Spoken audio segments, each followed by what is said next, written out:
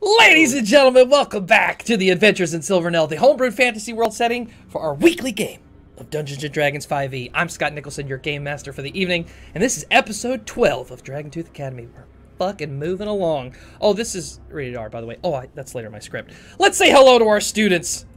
Michael Jackson. Hey, I'm gonna play Tanner's character tonight. No. No. Erica Webb. Hey. Ben Dale. I'm just... What am I? I don't know. We shall see. He's and just a guy. two special guests. You heard him sing with that beautiful voice. Jes Bardsley. What's up? And introducing Matt Miller. Thanks for having me. I'm kind of just a guy. We'll see. If you have noticed now, Tanner Messer is not with us tonight. He is on vacation, and he will be back next week. All right, this is a campaign of pure concentrated evil, and that means it's rated R for violence, ghost, and cursed treasure. Welcome back to Dragontooth Academy.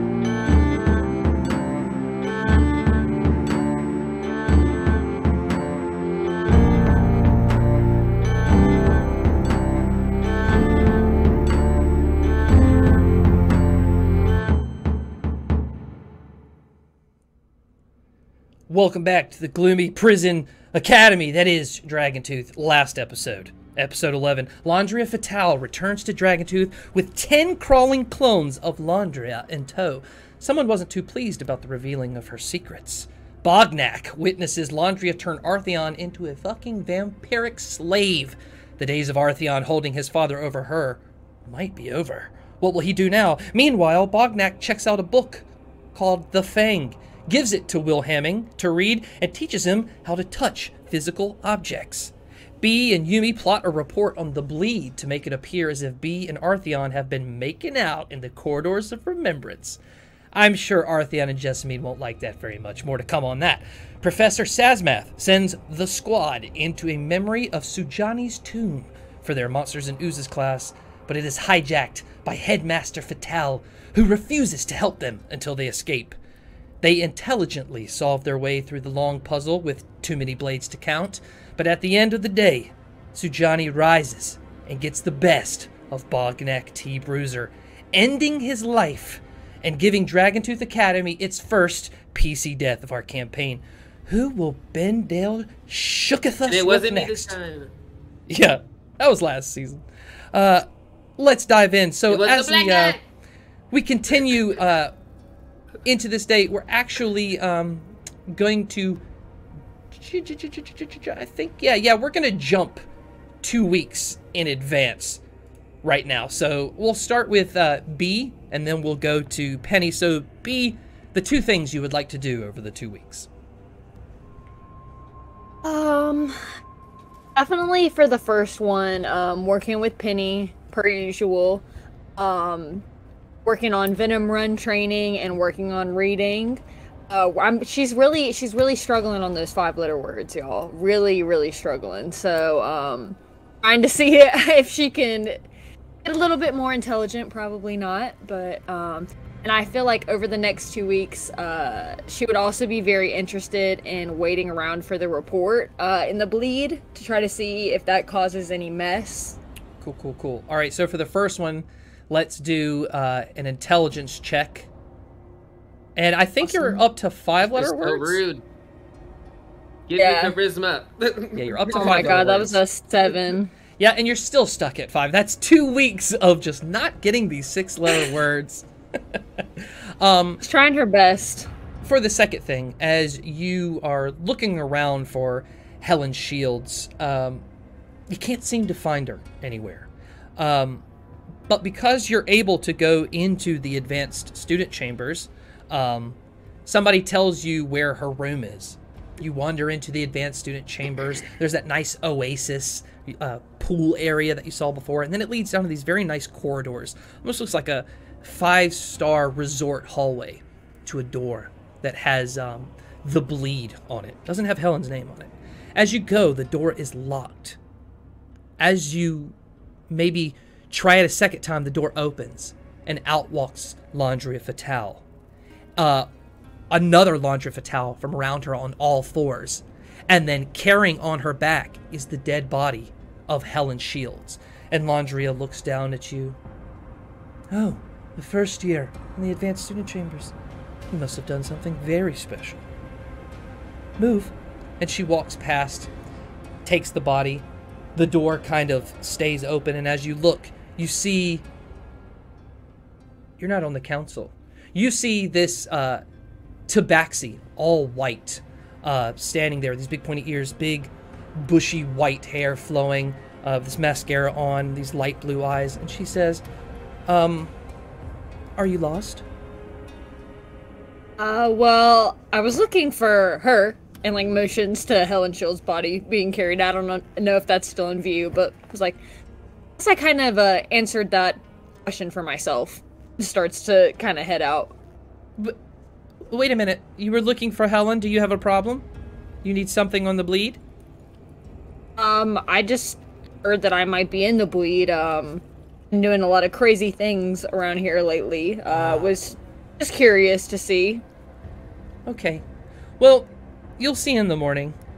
And just shuts the door. He's unfazed, just like turns around and walks back out behind them.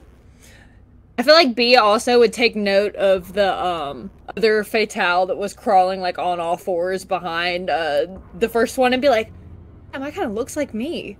Just like think that in her head and not say it to anyone. Okay, cool. Penny, what are you doing in these 2 weeks? Alert. Alert. Penny is gonna take B to talk to some cheerleaders. On the next day of classes, that would be because they have their club, so she's gonna go there. She knows that B just killed their head cheerleader, and probably the next in line is missing. It's probably a power vacuum that needs to be filled, and Penny just doesn't want there to be any stress and just wants to soothe that problem real quick for everyone. So she's gonna go a weasel way into trying to be head cheerleader. So just casual things. Okay, so they're on death's door. It's a group. You see them there, and they seem to be being led by this like older furbolg male who's got his hair braided in cornrows at the top, and his beard is like braided in like 3 or 4, and he's like leading them, and they all kind of pause. He's like, just wait a minute. Can we help you? Right before this happens, as I'm walking up, I know they're at death's door, so I have Viney who has these eyes. Would I know anything about if these girls rehearse up here? Do I know anything, any tea or anything about them? Viney would have told you that since Jessamine and Annabella are gone, that the person who stepped up to lead now is Pale Wolf Shin, which is a furbolg, and he's a dude. And I'm with you, right? I'm with you. Yeah. He is a 3rd year from the house of Vaurgrim. Oh, he's from my house. Yeah. Yeah. So he knows who I am. Oh, great, love it. We're acquaintances. Well, he doesn't live in the dorms. He lives in the advanced student chambers. Listen, he better know who I am. But I got you. Yeah. Do I know anything about that transition? Was it like just assumed it was just because she died? So like, did she just like, I'm doing it? I just kind of want to cause some trouble. Yeah, because I think we skipped a couple of weeks up to this moment after the death. You probably would roll a perception check. What's that stat buff? Stat buff. What am I talking about? What is that? Modifier. And for everybody watching on stream right now, I haven't put the name tags up yet because I don't want to reveal Ben's new character yet. It's only an 8. I don't see 9. No, this is actually the first time you've ever heard of Pale Wolf Shin. I'm like, Okay, great. Well, then maybe I will just be joining the cheerleading squad. I hate this man. Yeah, so Penny will approach with B. I noted there were some fatalities at the school, and some of them were amongst the cheerleaders, and I figured, a spot may be available, and I wanted to throw my hat in. Penelope, Flora, House Valgrim representative, voice of the people, As Penny is saying that to them, B is on all fours walking through the cheerleaders, like, sniffing them. I don't know if, like... I roll a perception check to see if they're, like, scared of me at all still because of what went down with Annabella. You don't need a perception check. They're definitely kind of like, what the fuck is this monster gonna do? This first year killed a senior and scared off another senior. So, alright, yeah, Pale Wolf Shen is gonna be like, okay, well, let's see what you got. Both of you roll performance checks. Let's see your cheers. Also, do you both have an available slot to have this extracurricular? I'm not trying to be a cheerleader. I'm just there to scare the shit out of them. Okay, cool. Is that a help? Is that a help action I hear? Not for Pale Wolf Shen. So imagine B as a cheerleader. I can't. It's a half-ass performance. It's at 11. Doesn't put it back into it. He's going to say, they do need a fill-in if somebody goes missing or if somebody wants to take off, so you can be their fill-in. Now, I'll let you, for your second week, try to re-audition to get a better role if you want. I have things to do, but thank you. Okay, you can be a fill-in. I love being an alternate. Thank you. And gain 1 positive relationship point with Pale Wolf Shen. Oh, I'm about to fuck this up. Sorry, Penny. As he says that to Penny, I'm gonna, like, go up to him last and, like, look up at him and sniff him and be like, seem like you bleed out really, really fast. If he happens to go missing, Penny's next in line, alright? And, like, turns to the rest of the cheerleaders. Well, you heard her. Oh my god, okay, roll an intimidation check. You know how I feel about cheerleaders. Yeah, totally. Intimidation That's check. why I brought her. That's why I brought the girl. That's a 17. Okay, so there is one chick who's got a mohawk, very pale skin, and she's like, fuck, okay, geez, like, we get it. Gain 1 negative point with Lanshu Balry. Oh, yeah. Oh, beast. We love it. Could you imagine going up to any work of establishment and being like, hey, if this manager goes missing, this guy's in charge now? Yes. Seems like you're laying out a plan. Have you played D&D? It's like, I killed the king, so now I'm going to be king. And it's like, that's not how it works anywhere. And it's like, it is here. I just got tired of rolling with disadvantage for every fucking Venom Run game, and somebody else has to pay for that now. Yeah, well, if I need a cheerleader to die, I know to call. So. All right, so I think this is what I'm going to do. Every Venom Run game we have, I'll give you a chance to roll a d6. And if you roll a 6, you can be a cheerleader for that game. And if one of the PCs that you like, that is friendly with you, they will get advantage on their roll. Perfect. Thank you. Yes, thank you. But you just got to roll a 6, so nothing added to it. Okay, so, all right, for your second week. For my second week, I am going to go and talk to, I'm going to the hot house. Okay. I'm gonna go talk to Viney and to Lunkin. Hey, girl. I wanna gather some, and I wanna do 2 things with them. Okay. One, I wanna gather intel, specifically, wow, anything that Viney may know on Jessamine, who I think is like hiding in the school somewhere. If she's seen anything or heard anything about, an invisible person who's being shady up in the upper floors. I mean, I didn't see nobody invisible, obviously, darling, but I will tell you that cat girl who's out there always flipping and flailing around with them pom-poms, I have not seen her around in days. She ain't been out here, I'll tell you that. And then I also want to interest Viney and Telunkin in the concept of cross-pollination and how they feel about maybe spreading some Telunkins across the Oh vine. my god, girl, you asking me to fucking party plan. Okay. Just mix up the species. Make something new. I don't even know if old Telunkus even looked this way before. Well, I can talk to him, so I can definitely do some matchmaking. I mean, I ain't never had such an experience, but girl, I ain't gonna knock it till I try it.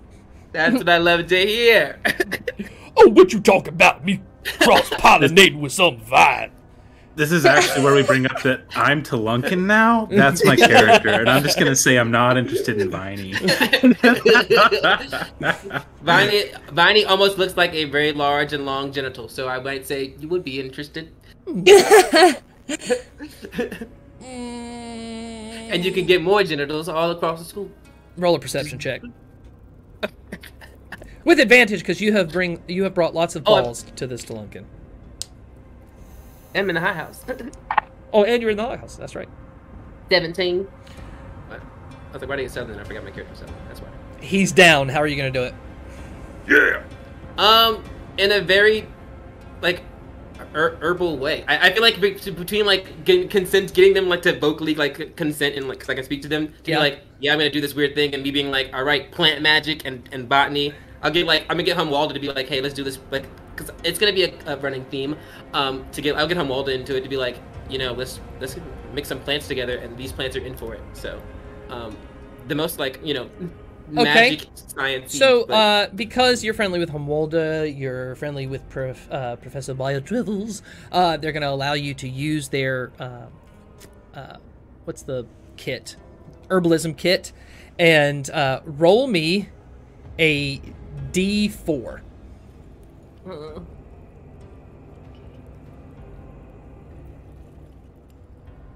It's a 1.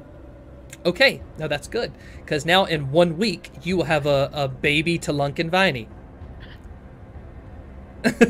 This can only go great. Okay, so let me ask you a question. Pollination plan. What? Please tell me your jobs and extracurriculars right now.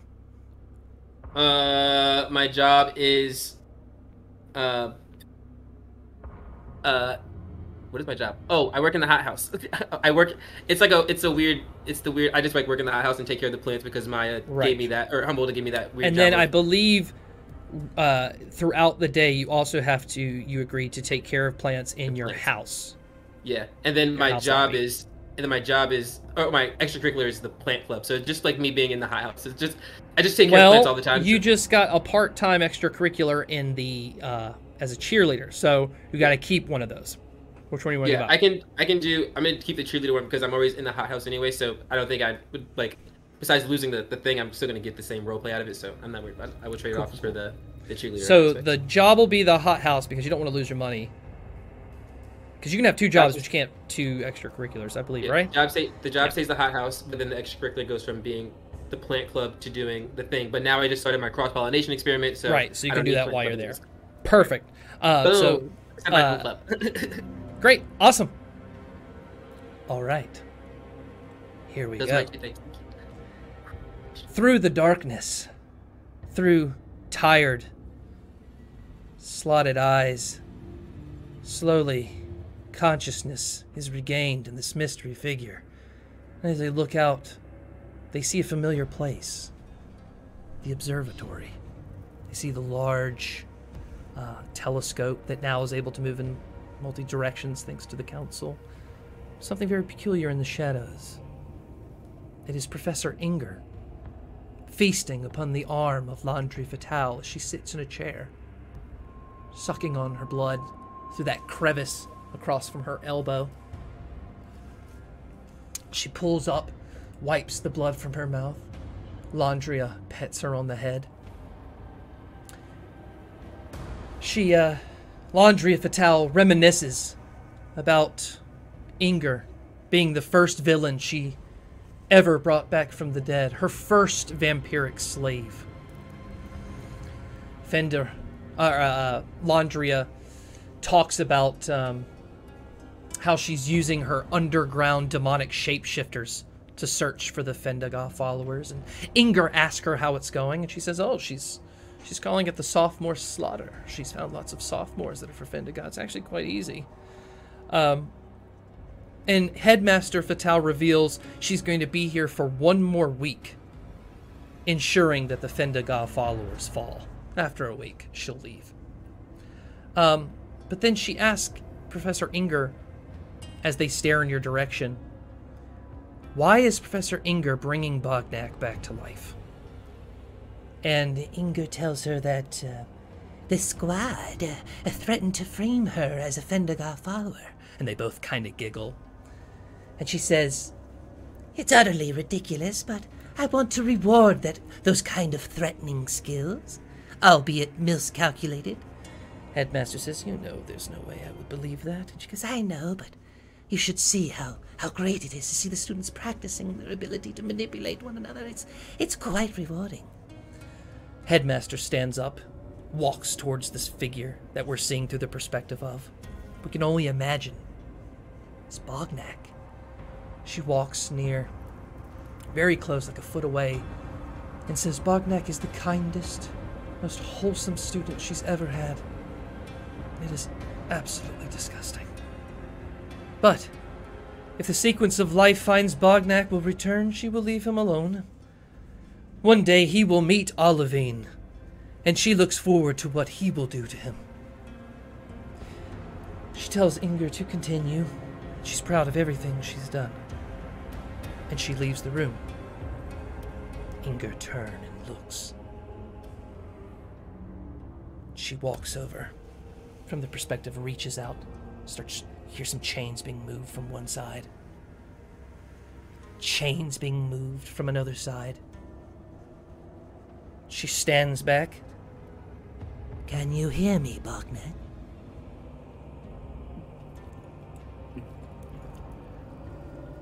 She walks over to the door on the other side, almost out of frame, opens the door, and in walks... Matt, please describe your character. Yeah, so he's average height, about 5'10", just stealing Bonak's whole flow to a degree. He's just the other guy, basically. Guy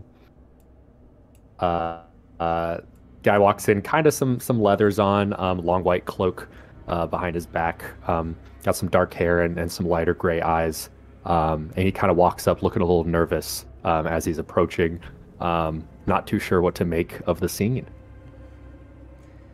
"Yes, Monty, come in. I have something I want to show you. Hurry up. The rest of you," in floats, Will Hamming. "Yes, keep going. And you, so patiently waiting all this time." Describe once again what you look like, Tailor. Tailor is a beautiful water Genosi with he's just his looks are so incredibly stunning that people are often blinded when he walks into the room. And as far as Tailor concerned, that is the only description that matters. But Tailor's really just this average built Genasi looking guy. His head is objectively beautiful, incredible. No one can deny that. But he's not nearly as beautiful as he thinks he looks. But he has a very long, kind of brown-looking cloak on him that he likes to take around with him. He thinks it makes him look really intimidating.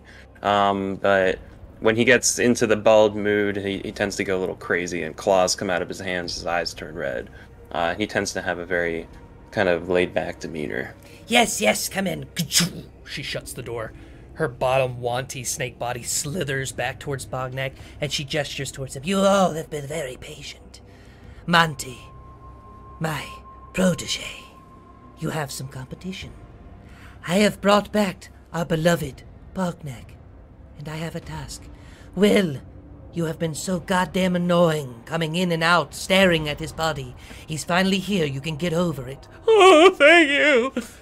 "And Tailor, I don't know why you're so interested in Bognak, but here he is. As you guys look out, please reintroduce Bognak T. Bruiser." Hello, everyone. Oh my god, yeah, you don't use vocal cords for a few weeks, and it's amazing the things that happen. Thanks for getting it just right, Professor. Bogdan, I guess, is still just chained up. You see the one thing that might still recognize him from is he still has the dwarven beard, very proud of it, still very chiseled off. His hair's completely gone, completely bald. Scars cover his body as a stitch runs down like the seam of his head as if it's been split open. He's waking up, he's got like a splitting headache right now.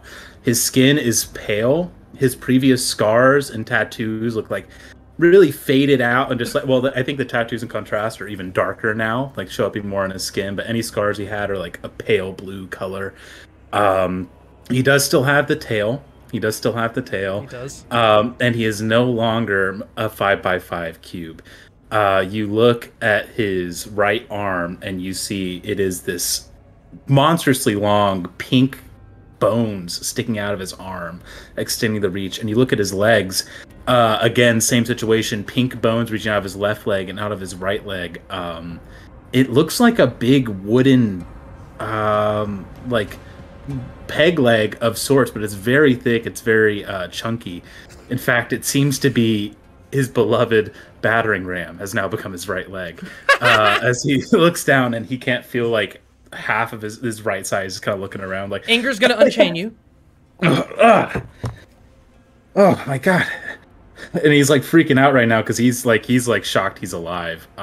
He's like you should feel his heart racing in his chest. There's nothing there. There's just a whirring in his stomach and just like this whirring in his ears. He kind of looks around. He's like, oh my, you brought some of my best friends, Tailor and Will, so can see. And oh yeah, this guy, Monday. You don't remember my name? Oh, that's yeah, you got it. Friend, call me Monty. You can call me Monty. It's a fine. Oh, okay, cool. Yeah, Monty, cool. We're friends. Yeah, hi. And Professor, what am I? I'm dead. You are not dead. You are alive once again. My monster! Mott's. Oh my god. He's gonna check his pants real quick. Okay, it's still there. Good, we didn't take it to a Telunkin. Yes. Yes. This is all very good and well and whatnot, but I just want to compliment you on the one part that you've kept the same. So thank you for that. The same? We completely shaved his head. That was a very difficult task for me. What do you mean the same? Well, I mean, close enough. Honestly, from your standards, it's an improvement. Bognak, I have taken the fey bones you have given me, and I have implanted them into your body. You will notice your right arm is twice as long now, to get a longer range on those hits against those devilish students. Yes. Also, your organs have been completely removed. Sujani completely tore through your organs. I have used them for a project. It was very, very nice. But your inside, and she's going to reach towards your stomach and pull open this compartment, and it's just this whizzing of cogs and wheels like I'm in a clock tower in the movie Hugo. Yes, I'm sure you could fit something in there. Wow, that's a lot to take in, Professor. Taylor's gonna take a little stuffed heart, like he's in a Build-A-Bear workshop, and bestow it upon Bognak and say, you never truly lost your heart, my friend. So I know this isn't a real one, but please stuff it in that contraption, and we'll pretend it's real. Thanks, friend. Thank you. Yes, Is it like the stories that we know? We got to get you a brain and courage, and all that kind of stuff too. But at the end of the day, I had it all along. Yeah, it was friendship all along, I guess. Will is gonna pat you on the shoulder. Still able to touch stuff, buddy. I'm proud of you. I missed you too. I've been touching myself ever since you've been gone. I really hope that doesn't mean what I think it means. Especially since I know you've been around my body a lot. So, Professor, I can't thank you enough. Thank you, everyone. He's going to put the heart in his chest and like give Tailor a nod. He's like, and Monty, I guess you're in on it now too. I mean, am I still Bognak? Are people supposed to know who I am? Technically, you are undead, half servitor, half whatever you were before. And those are rough estimations of percentages. Yeah, it seems a lot. I think this is the only dwarf part left as he like feels his beard. Oh, also, you remember this hand? She's gonna pull your long arm up. It's your friend Orteo's hand. Sick, but beautiful, Professor. Yeah. Thought you'd like I don't that. know. Yeah, we could have used my hand, I guess, but No, I used it. Oh, I won't ask what for. As long as it wasn't to touch Will as well, I'm good. A lot of Hold innuendos. them back. Best I could. But she's going to say, you can thank me, and you should thank me, and you will thank me, because listen, I didn't bring you back for nothing. And this goes for you too, Monty. Tailor, Ghost Boy, I don't even know why you're here. But you two. You two have been competing for my attention, and I see it. I do. So I'm going to offer a little wager. Okay? Okay. I'm listening. You be quiet, Baldy. Oh, I can't be out of this. That's whatever. I am going to offer you a spot in the advanced student chambers, your own room. And also, you'll be my right hand and get other advantages. If one of you, and get close, can get me a date with Professor Evening Bloom. It's impossible. It can't be done. I want food, I want romance, I want the whole 9 yards. You know. So, I thought I was coming in here to talk through my performance review. You know, I got this promotion since Bognak died. And Yes? it seems like you're kind of walking that back a little bit. No, Monty, But, you can still have his job at the school store. That Okay. hasn't changed, but I'm offering what? more. Yeah, sorry, you've We been can dead. talk about it later, Bognak. Yeah, you were technically dead, so. Yeah, okay, whatever. Yeah, so I'm back now though, and I'm ready. I'll do whatever it takes to get you that date with the Evening Blue. I know he's a prude. I know he's a prude, and I know how to work a prude, Professor. That sounds bad, Bognak. You understand that? No, I am a prude. It's See, you know. Monty, I told you were a good boy, but he is better than you in every way. Oh, I wouldn't say that. Monty's definitely got his great quality. I would have loved to have Monty in the last dungeon. That probably would have kept all of this from happening. Probably. Yeah. As Bonnet does all this, his arm like kind of sweeps out. And his so I'm not used to the distance yet. Careful. Well. All right. Is this a timed trial that we got? Are we? It's Is there a kind of deadline like here? I'd like it as soon as possible, but I'm not going to time naturally. you. I got lots of things to do. I have class in like a couple hours. What time is it? I don't know. I just go Why don't by you just when look my at your scales wrist? flicker. Yeah. Very well. Also, Will is going to tell you he has been reading that book, and he has learned so much about his past in the Fang. I cannot wait to learn more about that, Will. I am very much looking forward to my bed tonight. It is like my arms are still like super sore. I literally cannot feel. I try and walk, and it's like a new lamb, like trying to walk. I'm like dragging my one big arm behind me, kind of on threes. I'm like, I'll get used to this, right, Professor? You got the anatomy right in general, or I'm a professor of disembodiment. You're lucky your pieces all ended up together again. that's Yeah, fair you enough. kind of asked her to do ask them to do the inverse of what they're normally doing. Yes. Disembodiment. See, Bognak, this Environment, is why I all the keep above. Monty, because technically he is smarter than you. Technically, Don't most forget it, people Bob, man. are. Yeah, I'm not. Wait, don't just take that, bald neck. You gotta stand up for yourself, man. No, I'm really just not. Even I'm not that literally smart. taller. I'm on 6-letter words right now, and you know, he's catching up. I'm just kidding. Those All right. six-letter words are very difficult. to Before admit. you guys continue any further, and I will come right back, I forgot over the 2 weeks we got the Venom Run games. Okay? Oh, no. So, but let's go ahead and go. So is it just me? Okay, so Yeah, I'm about to say it's got to be just.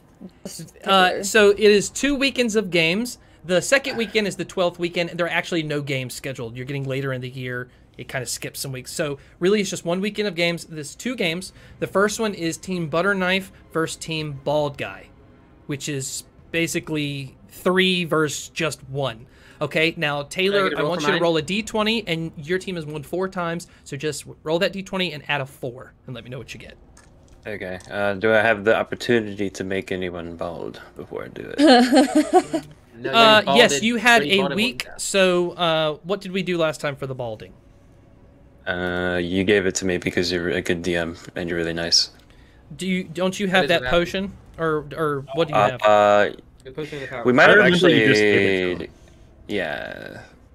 You might have done away. I think you might have said that was the last time you just gave me potions. So maybe I'll just use baldness savagery. Okay. To just try to bald them like in the corridor or something. Sure. So let me check on who is on Team Butterknife. That would be Morton Zow's already bald. Jack. This feels Sprinkles. futile. Jack is already bald. Sprinkles doesn't technically have hair. Mortonzow did have a couple weeks of growing his hair back, so he does have a little bit of hair. So he's not technically bald. That's not good enough for Tailor. We call them fake bald people in our tribe. So you can try to bald. So I will try. So what do I do again? D20? Well, if you're just doing your attack, do whatever that attack is. Well, it's a cantrip. Get out of here. Also, that means he's attacking Penny because Penny's around.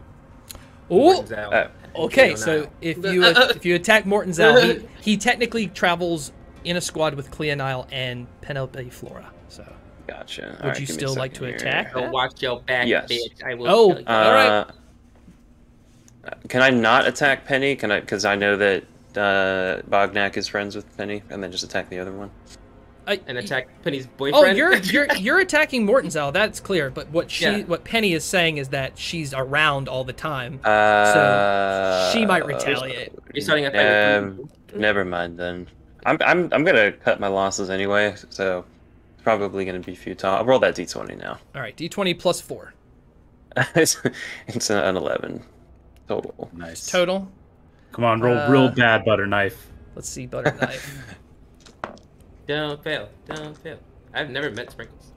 They already have a higher one with 2 rolls. So that is 1 win for Team Butterknife, giving them finally a win. Hey, why are you celebrating? Don't feel good about this. My team. That's my team. I support them. Doesn't matter. I normally support your team, but the guy I support is dead currently. So. All right, and then it's Team Royal Pain versus Butterknife. Yumi's not here, but Yumi is playing, and I will roll for Yumi. So that is a +8, and she also has a plus for training, right? A +1. Yeah. So it's technically a +9. So they have a 16 plus 9, so that's 15. 25 plus 12, so 37. Good gosh. First Butterknife, which is 3, and Butterknife is 1, 2, so it'll be a +2. So 19 plus 2 is 21, plus 8 is 29, plus 1 is 30. So Butterknife loses, Royal Pain runs another one. I hate Jack. I hate Jack. I'm gonna fucking kill him. I know it's Jack. I'm gonna fucking stab that little bitch. So still after the 11th week, Royal Pains is in the lead 9-0. In second place awesome, is good job. Student Slayers 5-1.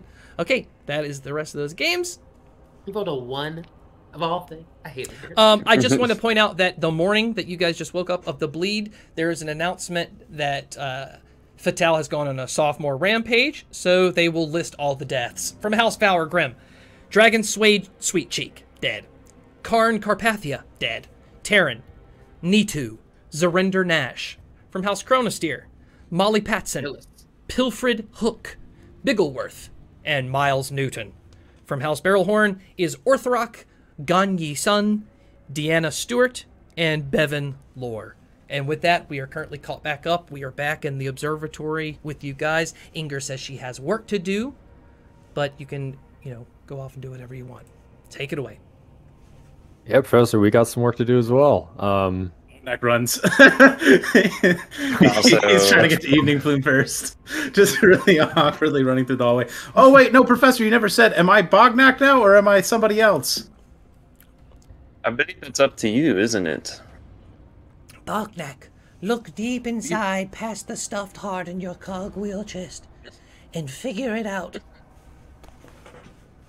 Okay. I'm still Bognak, but I'm going to be real sneaky for now. You guys don't tell anybody, but now I am King Gub. King Gub T. Crusher. Say that one more time, Baldnak. King Gub. Don't look King too Gub. much into the name. I can't tell if it's 2 syllables or 3 syllables. It's 2 syllables. It's many. King Gub. King Gub.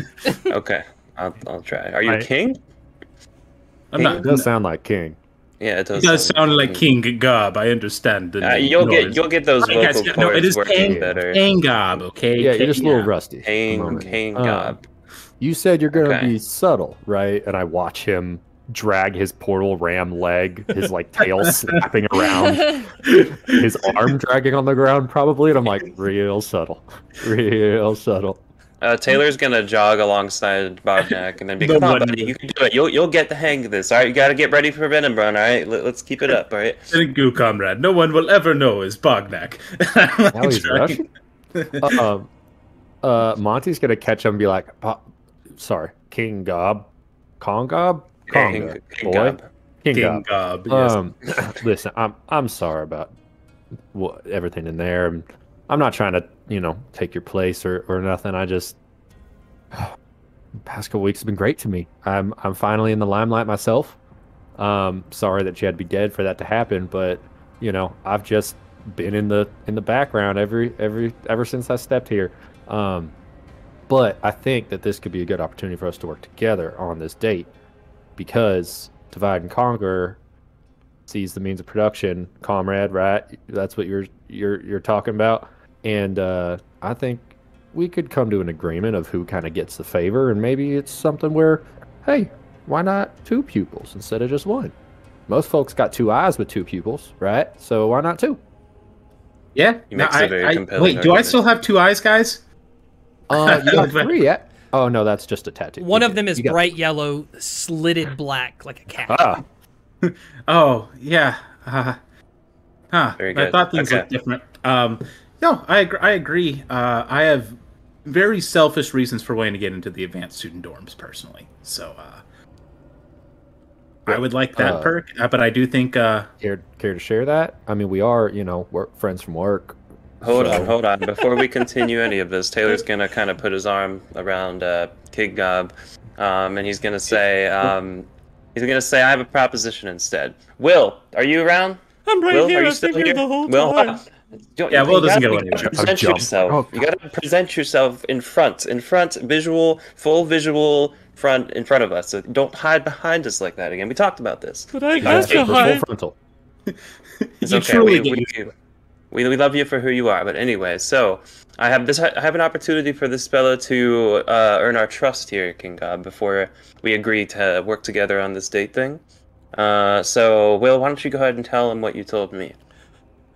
Well, it was pretty odd that they mentioned Professor Evening Bloom, because he's the author of the book you gave me, Bognak. Hey, God. Clip Clop. I'm sorry. you guys can call me Bognak. You can call me Baldnak. Well, thank It's you. Thank you. Ognak Hey, Oh man. big Latin. I Um. found out my wife's name is Clara, and my daughter's name is Sophie. And I was a sailor, commissioned by the Vile Kingdom, in search all over the seas for buried treasure. The Fang was my ship, named after its biting speed in the water. We sailed the seas, found buried treasure. We amassed 50,000 gold worth of rubies, diamonds, coins, and artifacts.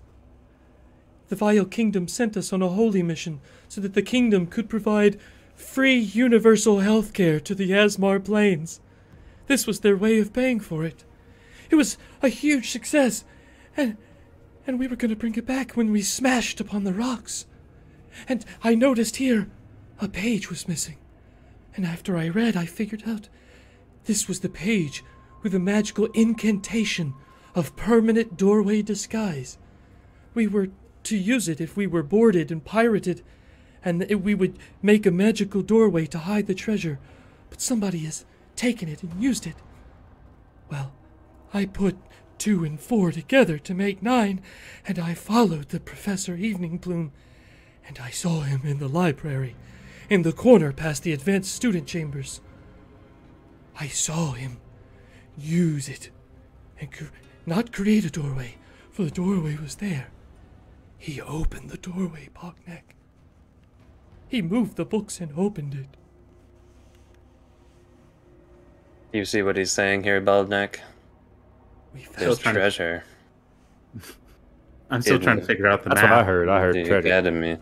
I heard And, 2 + 4 and 9, but Yeah, I'm that still one working threw me for a loop too. Oh, yeah, I don't know.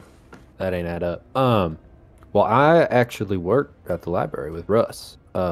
He kind of gave me a foot in there. Is that when did you see this? Because I mean, I'd been working there a little bit. I don't know if it's something I would have caught. I mean, I feel like I would have noticed that, but I don't really go past the restricted section that much. It was at 3 o'clock in the morning when everybody was asleep. I had just come back from my daily rounds of staring at Bognac chained to Inger's wall, and I thought I should find Evening Plume. So I went into his house and I saw him leave, and he went into the library, and that's when he did his thing, and that's it. Did he say anything to open it? I mean, like, so Will, beautiful information. I think that's a way we can get to your ship, bud. I think that might be a way we can get back there. Do we blackmail him with it? Do we blackmail him with this information? I think we just go find the treasure. Take it for ourselves. Might be a little tough to get that door open. I don't know. Will, you were saying there's some incantations you need to know. If we don't know those, I don't know if that's like, not having the key. And who knows? Evening Plume there might be something else behind that door. Said it was a door that was already there. It wasn't, he didn't create it. It was already there. So who knows if he made it, but the fact that, like you said, 2 + 4 is 9. The fact that he wrote the book that you read, that kind of tracks. That he would maybe be the one to make the door. But I don't know. I mean, we could try to ask him. We could try to follow him ourselves. I work some late nights at the library, so I mean, could just try to pull a night shift and follow him in there. I don't know. That can be pretty neat. You can be pretty. It may prove some use to us yet. Yeah, well, glad I got to prove myself to you. Please don't shave my head. I know you do that to a lot of people, but well, they did it when I got here, and it's just grown out just the right length, and it's like if I get a haircut, it'd be a little too short. If I let it grow anymore, it'd be a little too long. So like, stop talking about your hair. Stop talking about your hair. Okay, I'll sick. But I can't hear anymore about it. I start to lose control. All right, just let's focus on the treasure, okay? And Tailor kind of just looks away and tries to just pull my hood up so it looks like I have a big bald head. Does this help? Is this better? No, but okay. I'll do my best. Right. Well, we could probably start with investigating Evening Plume a little bit. It's the toughest professor to get. He's kind of couth, Sure. Well, he is uncouth. In charge of. He is over Chronosteer, so that could kind of be an in. That is my house, and could talk to him about some guidance counselor type stuff. I don't know. Get an audience with him. Don't know if that would help. For me? Yeah. I mean, we know Ingr went sooner. It's almost as if we could go the guidance counselor route, or hear me out. What if it's just an ambush date? She just wants dinner. Really, like we're like, lock hey, them in a room together. Hey, there's a failed murder in the observatory. You got to get up there. Get to the observatory. Beautiful view of the stars. Inger's there. Some sort of bizarre plan. One of us has prepared a lovely dinner. I only have an air fryer in my room, and I'm sure something's awful to that in the last 2 weeks. So, you haven't cleaned it in 2 weeks? No, I've been a little busy, Monty. Sorry. I know. Sorry. It's been a little occupied. Yeah, I think let's one of us approach Evening Plume about it. See what he's open to. Whoever's the most persuasive, and then if that doesn't work, we do an ambush date. I don't like the term ambush date, but I like the idea. I don't like the term ambush date. Surprise, happy surprise, good times. Worse. Happy surprise, Definitely good times. Getting worse. Seems right up in their alley. I mean, sneaky link. Fair enough. Give him some time to reboot. I'm sure he'll come up with some better sure. ideas. Sure, King Gob. Whatever you Yes. need. Yeah. King Gob. That's right. Baldneck. Yeah. While at your job, Penny, Viney, while you're taking care, trying to foster this baby plant into existence, Viney is going to tell you, "Oh, darling, I hate to break it to you, but I could have swore I saw that Bognack. Now, I didn't think it was him, but I'm pretty sure he was surrounded by 3 people who absolutely adore him, so then I'm certain it was him. Your friend Bognack is alive." Oh, well, yeah, that makes sense. I did drop him off that Ingr. She's a particular one. I don't know if you've seen her around. She kind of slithers and hisses. It's really kind of annoying. But she's very nice, and I knew they were connected, and she seemed like she had a soft spot for him. So I figured that would be the best term of dealing with it. I look at Telunkin. I'm sorry I couldn't feed you. I felt like I had to at least try once. I did owe Bognack a favor, so I couldn't just let you eat his genitals. Before I tried, though, let me know my next stop was to bring the fresh genitals to you. So, I am sad that he's alive as well, because now you're hungry and I gotta kill somebody else. But it's not. Excuse me. Where do you think that he's going, Bonnie?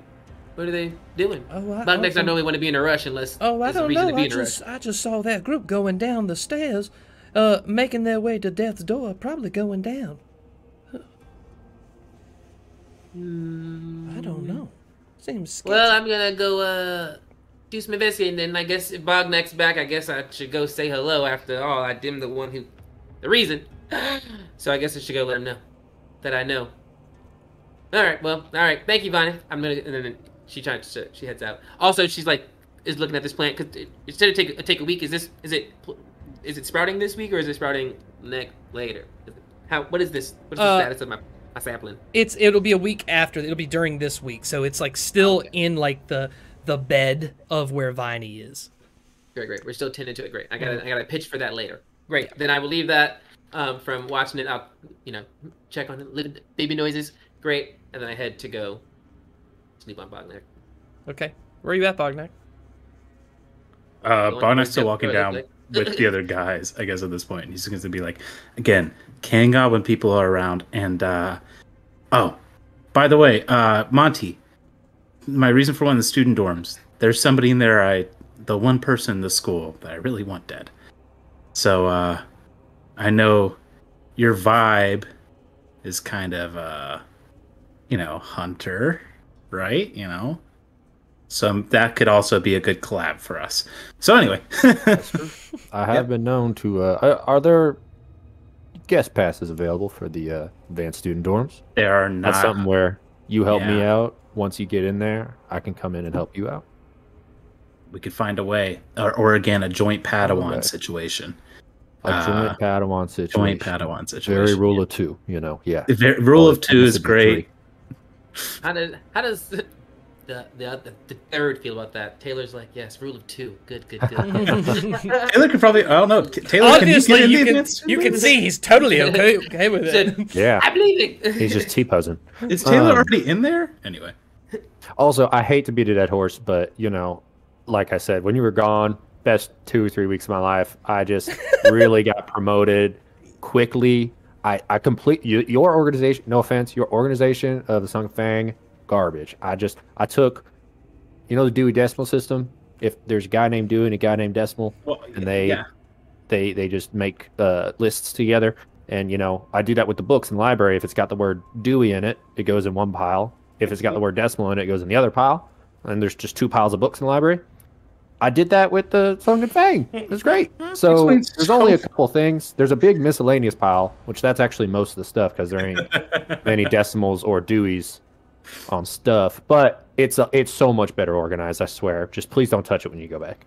I might have to touch it. It is our job. I mean, I will say, I thought you were saying, it's because I couldn't reach anything on the top shelf before, because you had a good foot on me. Now I can't. I can get all the stuff on the top shelf. Maybe and you got a tail. You could stock twice as fast. Well, 50% faster. So I think it might be good if I take the job back. Anyway, why don't we go check out what you've done in the student store? We'll talk about this later. And then we'll be going. What time of day is this, Scott? Like, what's happening right now? Like, where are we? It is. Do we need to run to class? Around. No. It's around the time where the classes are ending. Well, they're about to go. That work you just said, so I guess in the day, yeah. Yeah. And Ingr was teaching like a special class. It's not like an official class on the schedule. It's like something unique. It's kind of rude that she didn't invite her Padawans. It's for all of her other Padawans. That she has. It's for training everyone. She's got like a ton of them. I'm starting to think it's not that special a title. I'm a little. But as you're moving along, Elena is talking to B, and she's telling her like she's like really proud of her today for the backstabbing she did today, especially poking fun of those cheerleaders. You know, she's really coming along in this extracurricular. Yeah, that's it. That's all she's gonna say to you. Yeah, I'd be good. Yeah, you be doing good. High five. Doing, huh? My friends are getting along. Anything you would like to do? I feel like at some point I would come across Bognak, but I feel like per B's character, she would not recognize Bognak because his appearance has changed so much, and she's so dumb. I feel like they would like cross paths in the hallway, and Bognak would just be like, "Oh, B, oh," and she'd have to like turn around and like sniff Bognak to actually be like, "Oh, wait, hey, what's up?" You're definitely hearing whispers and rumors in the school that Bognak is back.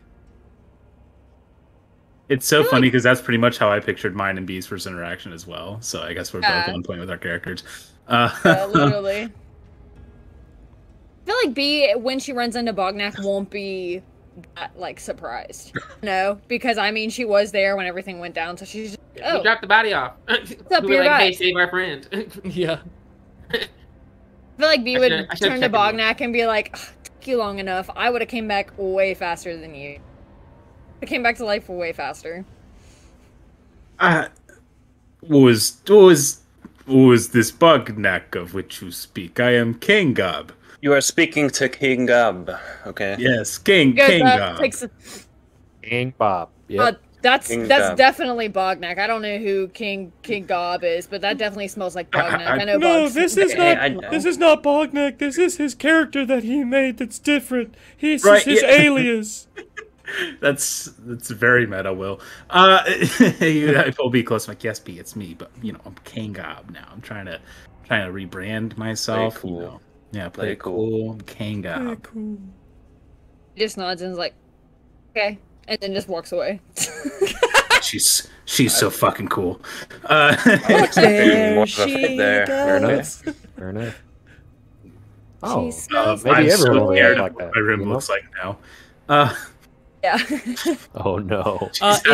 It's getting late in the day. The red is still red, but it's, you know, all the jobs are done. There's maybe like an hour before it's the mandatory everyone goes back to their dorms and it's lights out, or at least everyone in their dorms. Yeah, I'm looking for Bognak. Yeah, you see him as they're like going downstairs. Yeah, I'm hunting for his ass because my plants. Yeah. Oh, well, Bognak. No, King Gob. King Gob.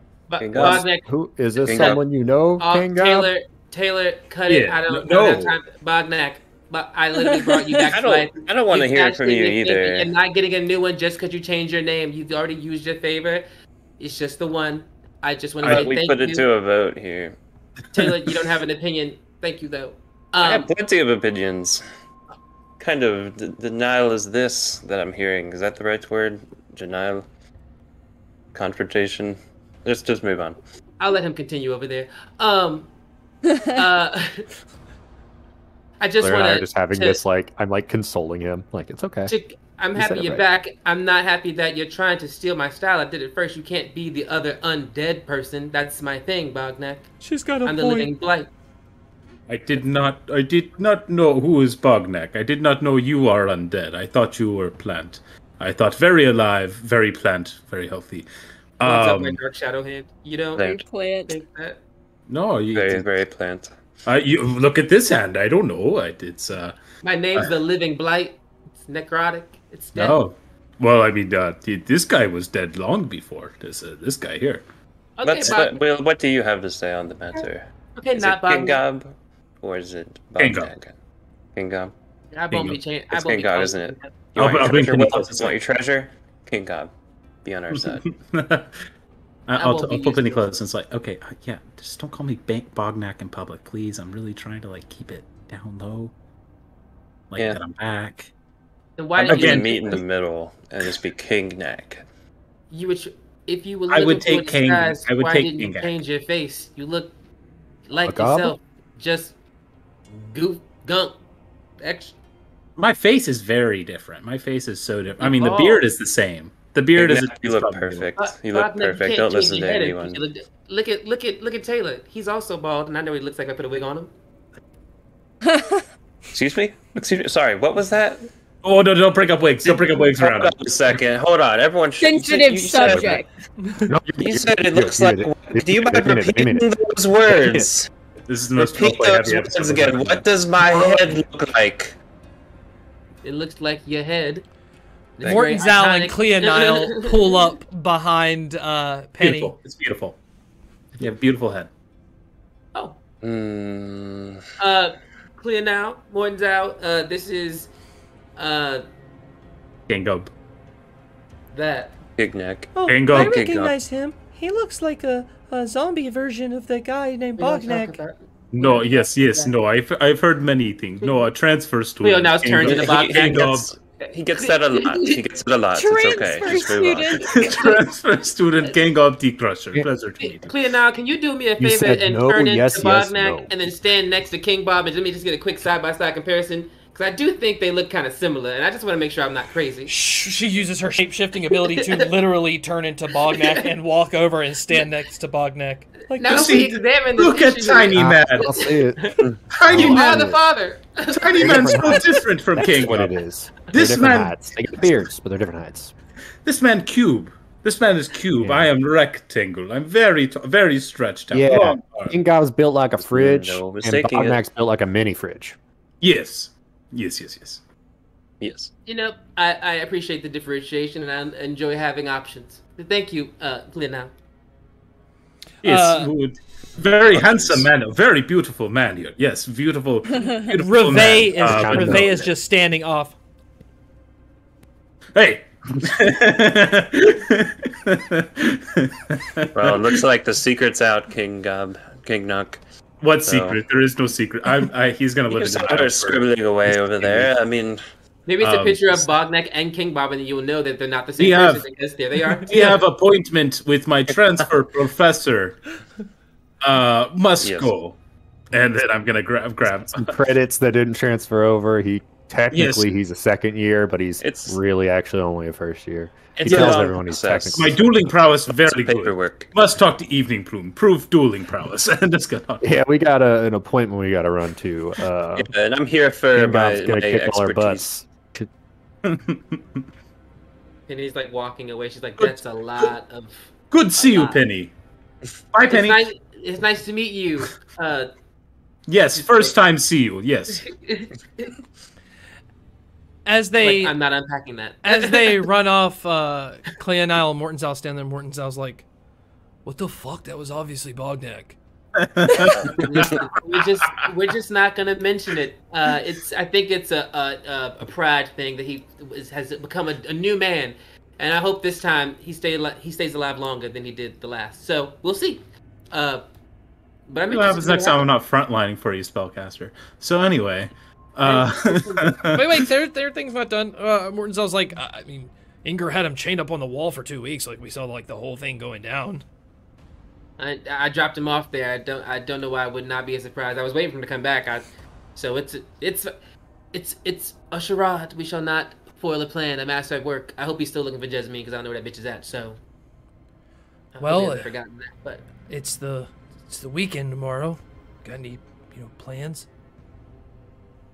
what are we doing? And she'll kind of like take both their hands and she's like, we'll start walking. Okay. And I don't know. Are there plans? What do I know? Anything going around? You know, I talked to all the seniors. People are dying. Lots of Fendigot followers are dying. you know How is Aviv doing? You know, must be stressed. Fatals, like fucking weird crawly Fatals are like walking around. They're like going in people's rooms and shit, checking their Also, stuff. re-question, how's Aviv, the school president who's definitely a Fenda follower, if she's on this I'm killing all the Fenda follower kick, is Aviv still kicking it? Is he alive and kicking it? He is alive. You don't see him a lot. Like, you saw him, like, in classes, and then he's, like, busting out of there as soon as class is over. Oh, so he you, had. he's not how about just chilling in Elenia? the halls. Huh? How about Elenia? She's always... Elenia happens to be, like, where you guys are right now. So you're, like, at the furnace. She's perfect. just, like, chilling at a table. Yeah, I walk up to her and we will all, the unholy trinity will sit down. Elenia, we're looking for things to get into this weekend. What is you? And then here you are. She's got the her queen of things to get into. head in her hands. She's like, I'm not doing too good, Penny. And Penny kind of shifts. What's going on? We had to postpone it until Fenda leaves. When she leaves, that's when we're going through the plane. That's when we're getting Fenda out. I'm just nervous. I have a lot of sympathy for Fenda. We've lost a lot. I don't think I can do it. Look, she's gonna reach in her jacket and pull out this, like, almost like tiara thing, like you would see, like you'd almost like see like this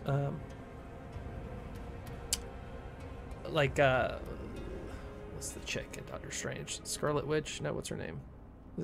That is Scarlet Witch. Like that headpiece she has that's red? Yes. Yeah. She like slides one of those like under her hands to you and she says, "Look, this is what Fenda was buying, okay? This is, you wear this and you can travel through the ethereal plane, but you're gonna need to really bond with it, okay?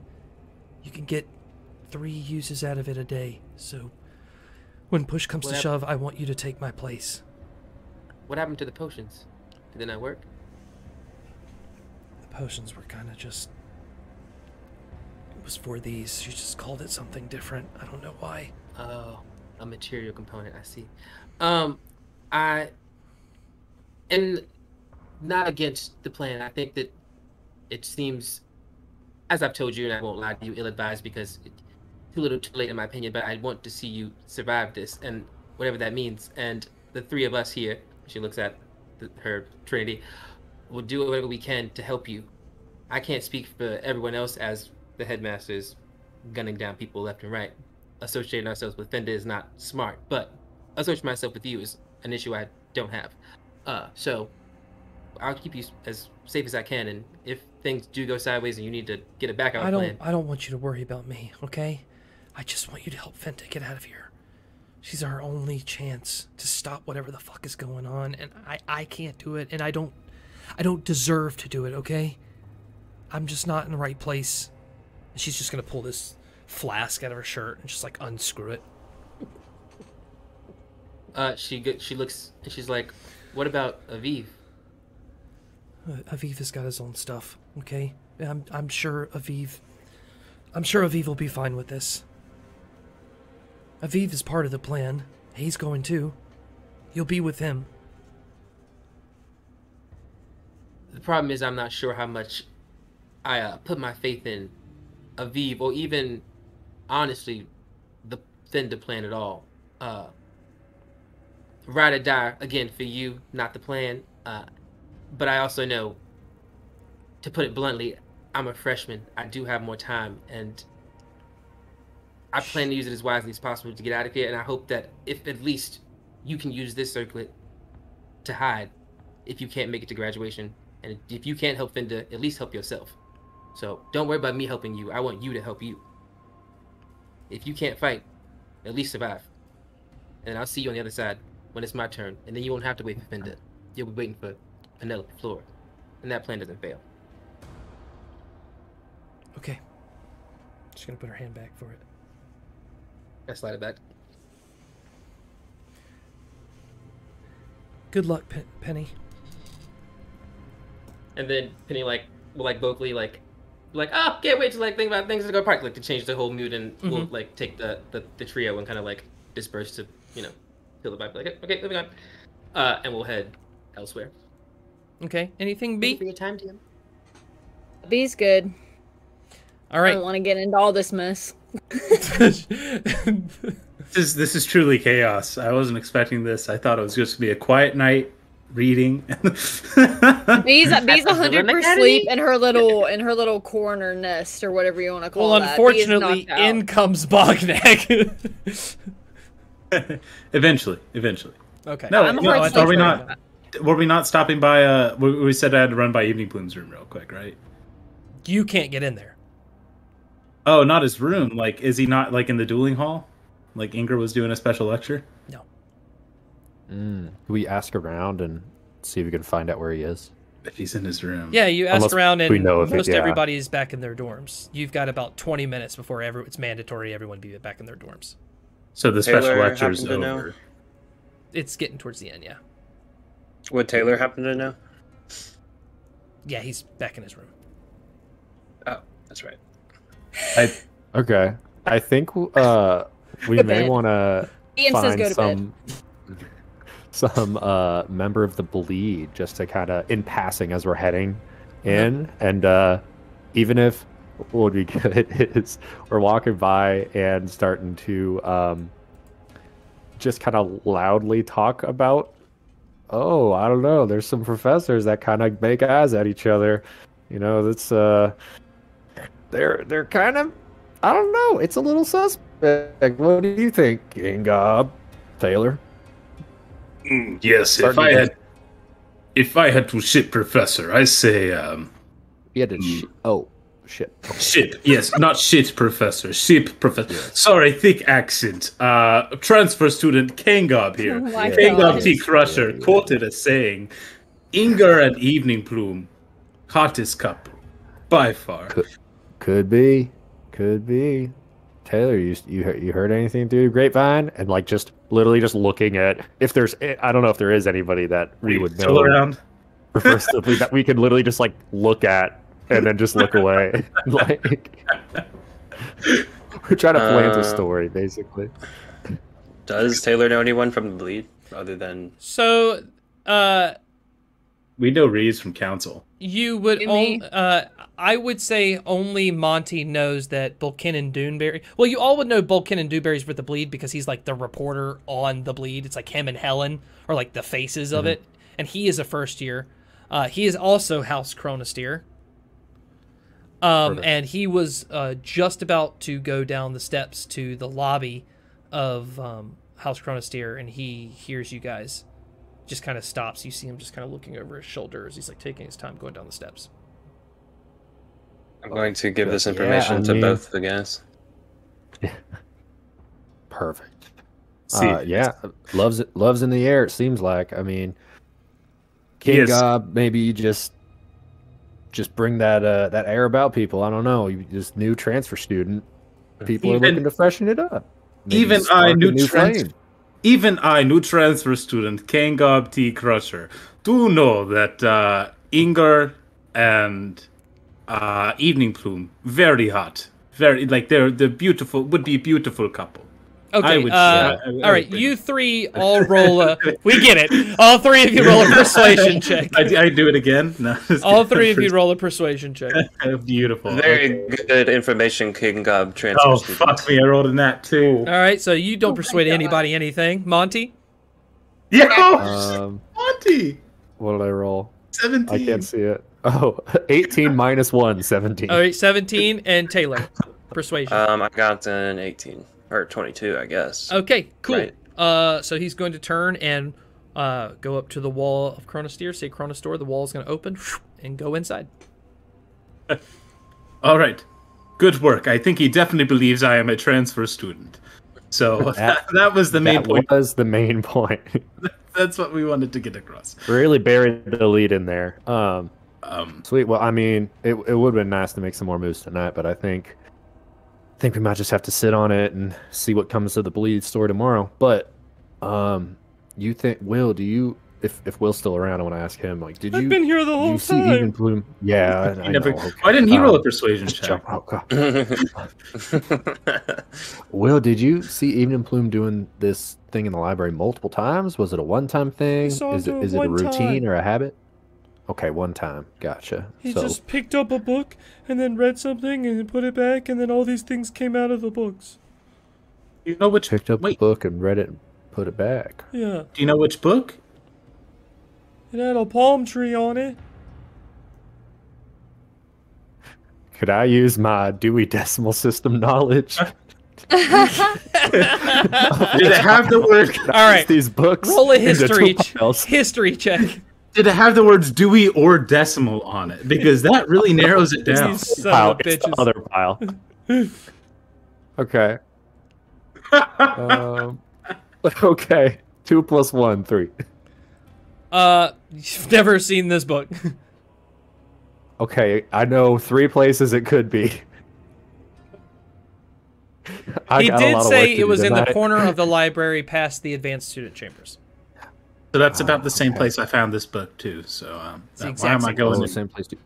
I'm getting your accent now. You are getting my accent. Oh my Hey. god. I spent so long wanting to be like you, King Gob. Sorry. It's just nice to feel that returned. I want to be. Good. This is how you felt all the time before you died? Sorry. Touchy subject. Yeah. It's okay. I'm He knows gonna he go did. to bed. I'm very tired. But I'm very happy to see you guys, and also Monty. Nice to kind of get to know you a little bit. I guess you kind of been in the shadows until now, and I'm glad you're getting to step up. And hopefully, these next few weeks, even with me here, you feel just as good. And I give everyone a very awkward hug. Okay. Taylor's gonna do the little like hand pat on the shoulder thing. I give Baldneck, before you go, I must show you. I still have it. I still have your friendship bracelet that you gave me. Oh, And I hey, take man. it with me everywhere. I'm glad you. You know what?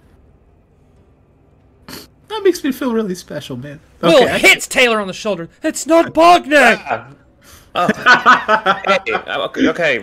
Look, this is between me and Baldneck. Give us at least one moment of transparency. King up. We're all friends here. Okay, we are going back to Barrelhorn.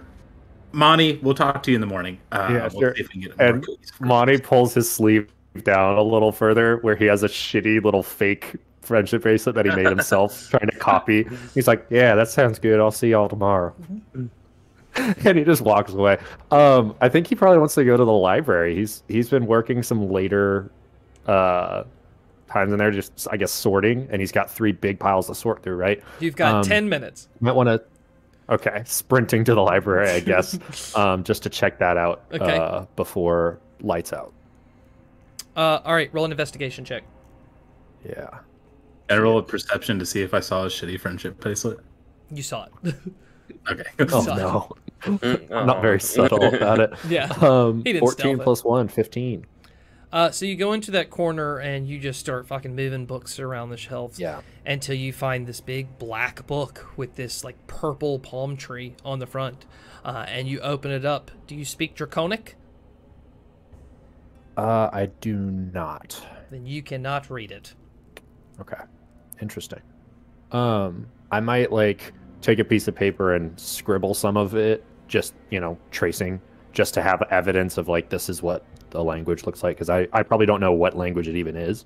And just take that kind of and remember where, puts it back in the same spot and remembers where Dewey Decimal System. Okay, it's in the other pile. Got it. Leave it there. Roll a sleight of hand check in the rushed 10 minutes before this alarm starts going off. All students are to be in their dorms or face certain death. 19 plus 2, 21. Cool. As you rush into your dorm with the page that you've copied, you're going to see Buchanan Doonberry standing at the door of Professor Evening Plumes. Is it true, Professor, that you have been intimate or plan to be intimate with Professor Ingr? And then you hear nothing.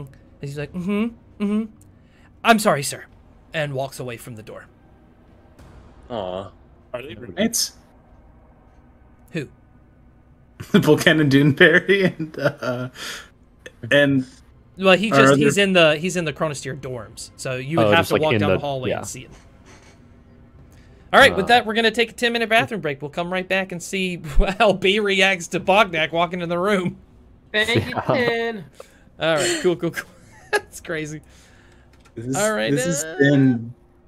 See everybody soon. Man. Hello, everybody. Welcome back from the bathroom break. If you missed the beginning, good luck catching on now. But we're going to continue our game here as Bognak and Tailor. Are you Barrelhorn? Yes. Well, I'm the same. Whatever Bognak is. Yeah. Okay. You guys walk back into your dorms just in time. So we'll start with you two, and B is in the dorm. Take it away. Is Tailor live in our dorm now too, or is Tailor in a different? He's always been not he's in your dorm, like the hall. I didn't know if he moved into our room. So we just have to be back in the hall. We don't have to be back in the room. Yes. Oh, that makes a lot more sense. Because I was like, you got the lobby, hall, room. You just have to be past the lobby into. Actually, I think you can. Yeah, you have to be in the dorms. You have to be where only your house is allowed. Oh, okay. Oh, cool. Okay. I come in with me, again, very inconspicuous. Bognak in death coming in with Tailor, one of his closest friends in his life, and Will, his best friend. As he said, based on relationship points, just walks in. He's like, I am Kingob, transfer student. This is where I sleep now, yes. Thank you, older student, for showing me where to go. Very nice. Incidentally, still happens to be Bognak's old room. Yes, same room. Yes, this looks a new room. Also, as you pass every student, Will is going to tell them that you are not Bognak. And you'd be like, "This is not Bognak." Yes, Kingob, very good. You don't have to, hey, buddy, you don't have to tell everybody that. Yes, just Kingob, T Crusher. Yes, he's adjusting to the new language and everything. Just excuse him. We've been talking about Bognak quite a bit, so sometimes he mixes up his own name. Very close to mother tongue. Yes. And and I'm on his. I replaced this Bognak on your team. Yes. The run of Venom. Yeah. Mm-hmm. Yes, I replaced him. So very unusual situation. Yes. Yeah. It was a very wild exception, only for this. Yes. So I'm just gonna be like, I go to thank you, new friends. I sleep now, and I'm gonna go back to my old room. Will follow. Okay, yeah, Will's got his own bunk in there. Or at least he did. I walk into the room. Has B done anything to the room since Bognak? Oh, it's a disaster. It's a disaster. It is a pigsty, literally. It smells like shit. There might be actual shit around on the floors, you know. She's kind of scared of the bathroom now at this point. Everything that's been there. Stuff is thrown everywhere. So everybody hears... nightmare.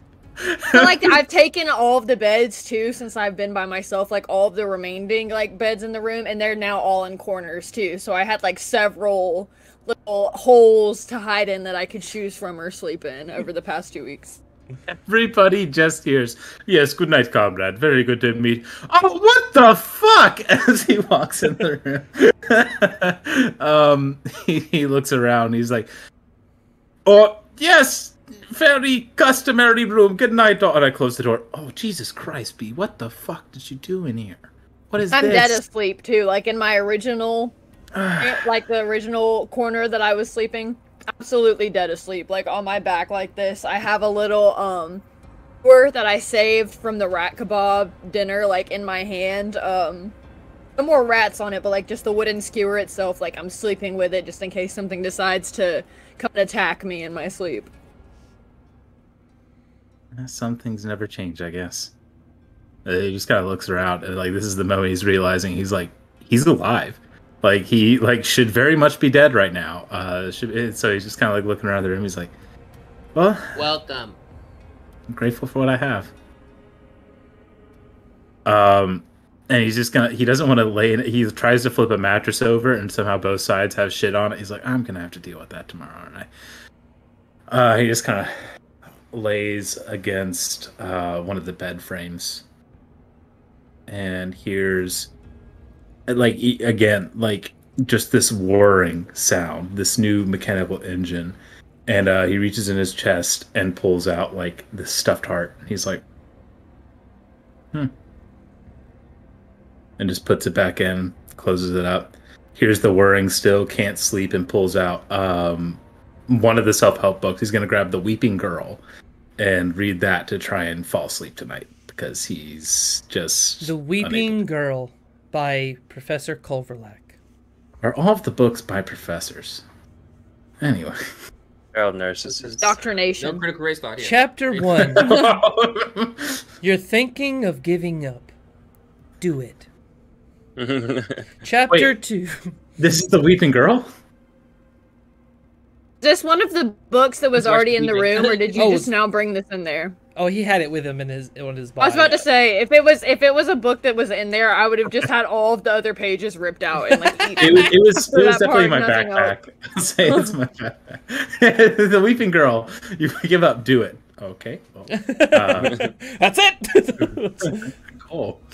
Okay. No. You're gonna have a rough Wonder time if she was sleeping. weeping. Sorry, Scott. I will not interrupt anymore. No, go ahead. You can read the book if you have a page. Do you have something? Just the one?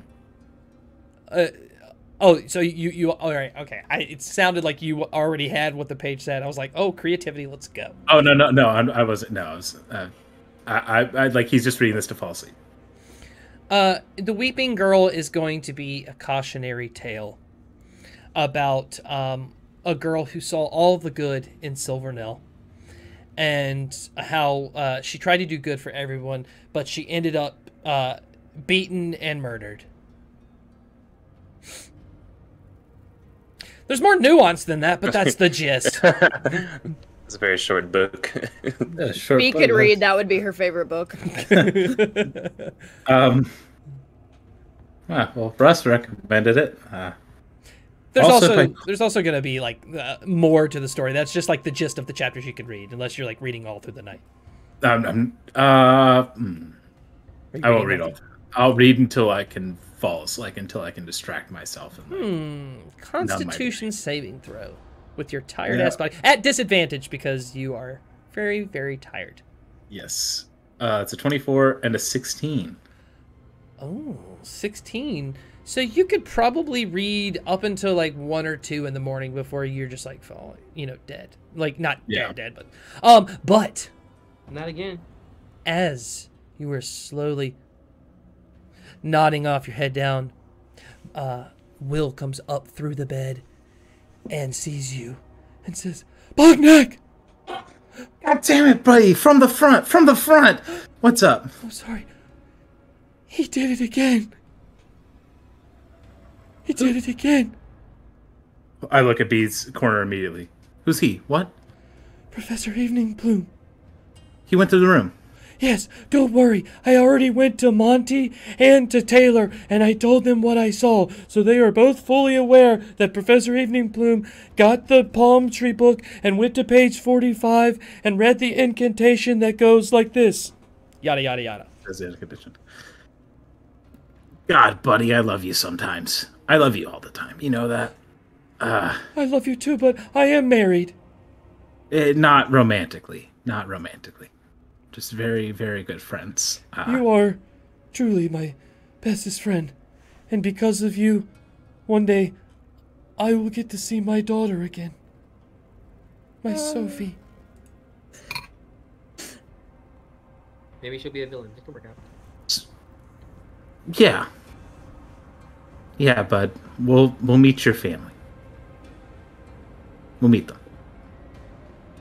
And Decision will have consequences. Life is strange. I didn't say his immediate family. Are we there with new Bognack? No, we're all in our rooms. This is like 2 a.m. But before he went to Bognack, he did just go to Monty because he can go through walls, and did just go to Tailor. So Tailor could technically go to Bognack's dorm, but Monty's kind of trapped in his Chronosphere house right now. But I will say, Monty, when he told you that if you were to investigate, you would see that, because you can see through the wall, through the doors, because they're like jail doors, even for the professor. Evening Plume's not in his room. Interesting. And then he did go to Tailor and then went to you. So. Yeah. What are the punishments for being caught out of your room at night during lights out? All you've heard is it's certain death. Yeah, okay, that sounds about right. That sounds enough to keep you in your room. That sounds about right. I close my door. I was tying my shoes. I just take them back off. See, if it was just like hypothetical death, then it would be very different. But certain If death. it was probable death, I mean, I'd take a chance, but it's certain. Right. Certain. Yeah. Like, maybe no dinner privileges for a few days. I'll pay. Oh, I'll pay yeah. for...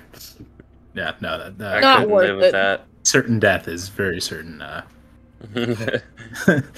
So yeah, Tailor, I just if you ripped want out to the piece of paper I had. Well, this is useless. It's the wrong page.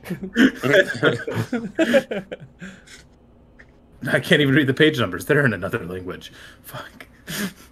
But we do know how it sounds. We got all that stuff now. So And I know how to count. And it's morning time. Awesome. Cool. It is the weekend. Yeah. Okay. It's the freaking weekend, babe. About to have me some fun. So Sorry, anybody who cancel wants it. to take it, it's your game. Taylor's gonna approach. What the hell was your other name again? Whatever. All right, he's gonna Monty? approach. No, not Monty. Oh. King Gob. That's right. King Gob. He's gonna approach. Oh my God. He's gonna approach King Gob, and he's gonna be like, "Hey, so you heard what Will told us, didn't you?" Yeah. Yes, we have way into the room. It's just you and B still asleep. Yeah, we have a way. Yeah. Okay, so treasure. I hear treasure. I bet you there's some new clippers in there for me. Sure. I mean, treasure, bees up. Bees up! immediately. Should have used your words wisely. Good morning, B. It's like sticks up out of like a corner nest. Oh, exactly. It's like across the top of it. 'Cause I'm so small too. I'm like, so what about treasure? Can Will's I have like, some? Can I help you out? Can I 50,000 get some of gold. it? 50,000. I'm in. Whatever it is, whatever you need, I'm in. I'm here to help. About 35,000. It's got to go to me. But like Yes. outside of that, I'm here to help. I believe Most I'm of the going to gold. need your hair off of your head. He takes not all of it, but like a big chunk of her hair, just puts it in her mouth and like gnaws it off and like hands it to Tailor. I'm gonna kind of thank you and then just throw it away. Never mind. Never mind. He I would be wants- like covered in saliva too, because she literally like gnawed it off like a child, like like preschool kids when they're like sticking their hair Yeah. in their mouth all the time, and it's just like soaking wet. You just get a pile of soaking wet hair. Let me ask right. you, Tailor, was that a good thing or bad thing, what she just did?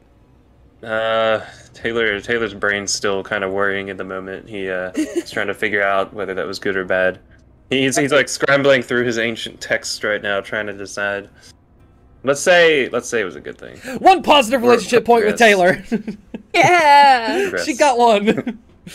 both. All right, both of you sit on opposite sides of the room, okay? I can't trust you near each other. Yeah. All right, bud. So, okay.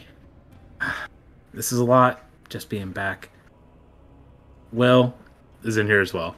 He's not. Will? Not in there. You think he's by the room? Oh no. I think we'll have to go after him. No, he definitely tried it by himself, didn't he? Okay. Brainstorm real quick. There's two things we need. I will say, this treasure is very important to Will. If he's still And me. okay. A good chunk of it's got to go to him because he's the one that figured it out. Okay, And he's the one that hope got it in he's the not first okay. Let's hope he's not okay. I hope he's okay. I hope all of you are okay. So that a good chunk's got to go to him. At least to his family. Because, in theory, there's a ship there as well. And maybe that's our ticket out of here. Well, let's take things in stride here. Let's get the treasure first, and then we can decide how to divvy it up. I think. Agree Yeah, with the bald sure. guy. That's fine. I agree with you both. But Will's not left out of the cut. And then I'm going to... Or Will's family's not left out of the cut. If I have to give my share up, I give my share up. But Bognak is Take it. also... I've got to go take a shit, and then I'll meet you guys in the cafeteria. I'll meet you guys in the Fang, and then we can go to the library from there, right? Are there any Venom Run games today? Are we good as far as that goes? There is a Venom Run game. This week 13. Yes, there was one tonight, and then there was one Sunday night.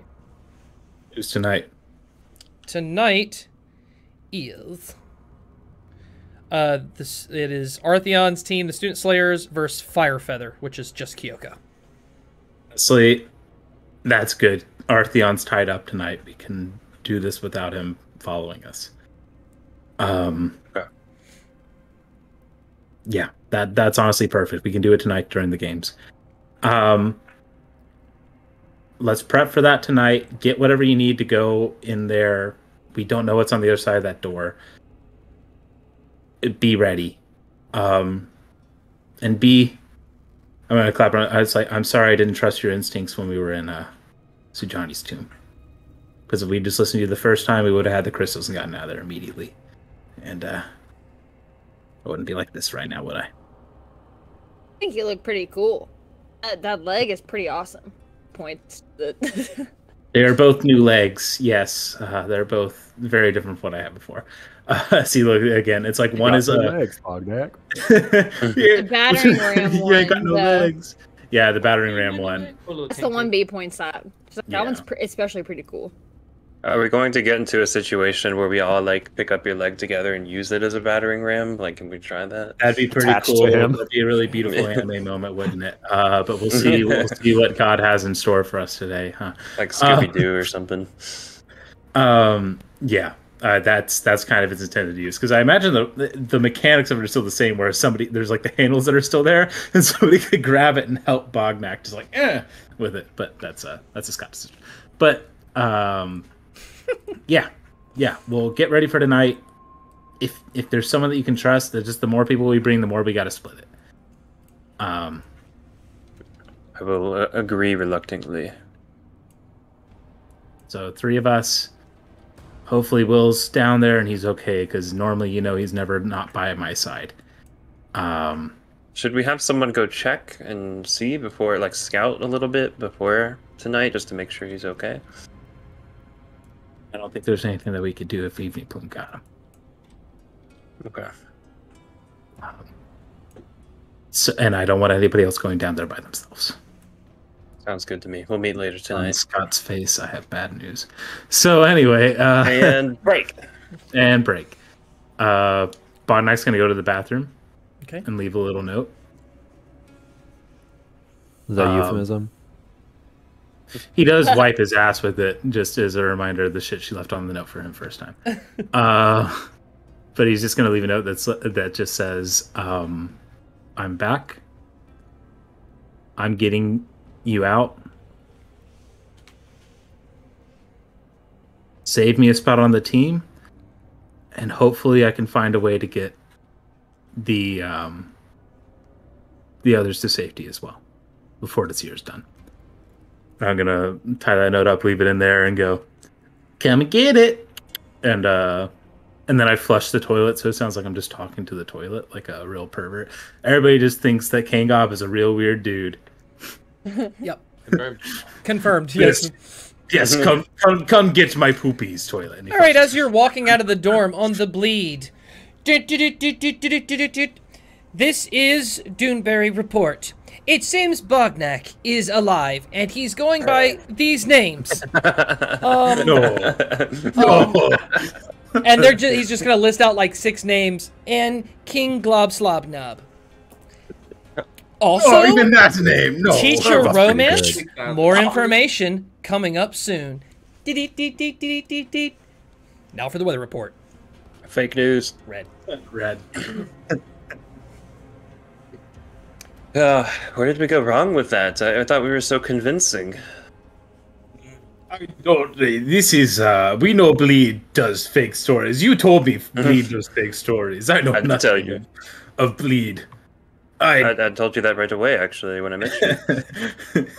Yeah, the first thing you say is Bleed do fake stories, except for the one where B kissed Artheon, apparently. That's very It makes real. me feel better than at least they're more interested in that aspect about you than me and Artheon's business. Yeah, we still haven't. We still not heard that story, apparently. I think I told you that, actually, about an hour ago.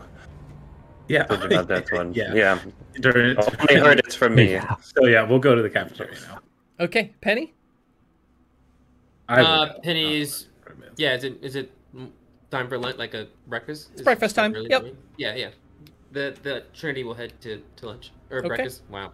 Yeah, it's relatively calm. It's later in the year. People are really freaked out because Fatal is around. There's one of the crawling Fatals like crawling around the teachers' chairs, like staring at everybody as the demons are pulling everybody's lunches. Breakfast, excuse me. But notably, you do not see Artheon or a lot of the commonly known Hallowed Children. Yeah. So what does that demographic look like? So we know that So we know that the school was kind of split in half, and then the Fenda followers are being assassinated, which is like everyone who's not a Hollow child, or are there people who are like not affiliated to either? Are there people who are like ride or die Hollow children or like ride or die Fenda followers, or is it not like you're one or the other? And you don't Roll have an a choice? investigation check.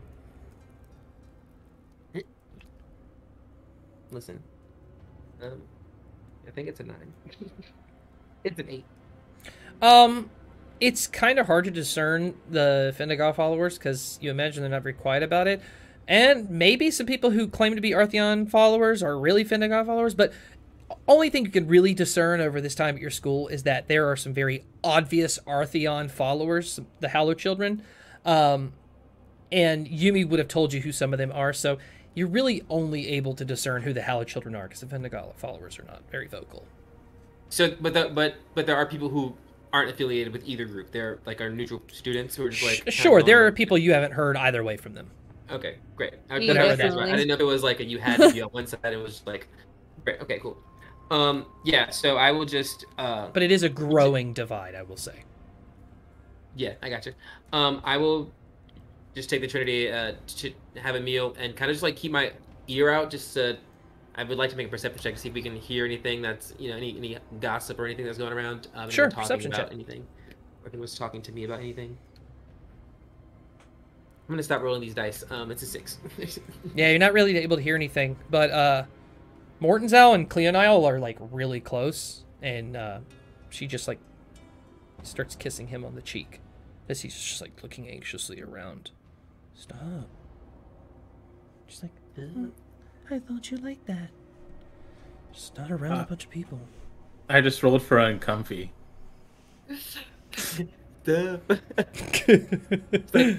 These two. And watch out, she's gonna get a little nibble off the cheek too. Do I see B around move. at all?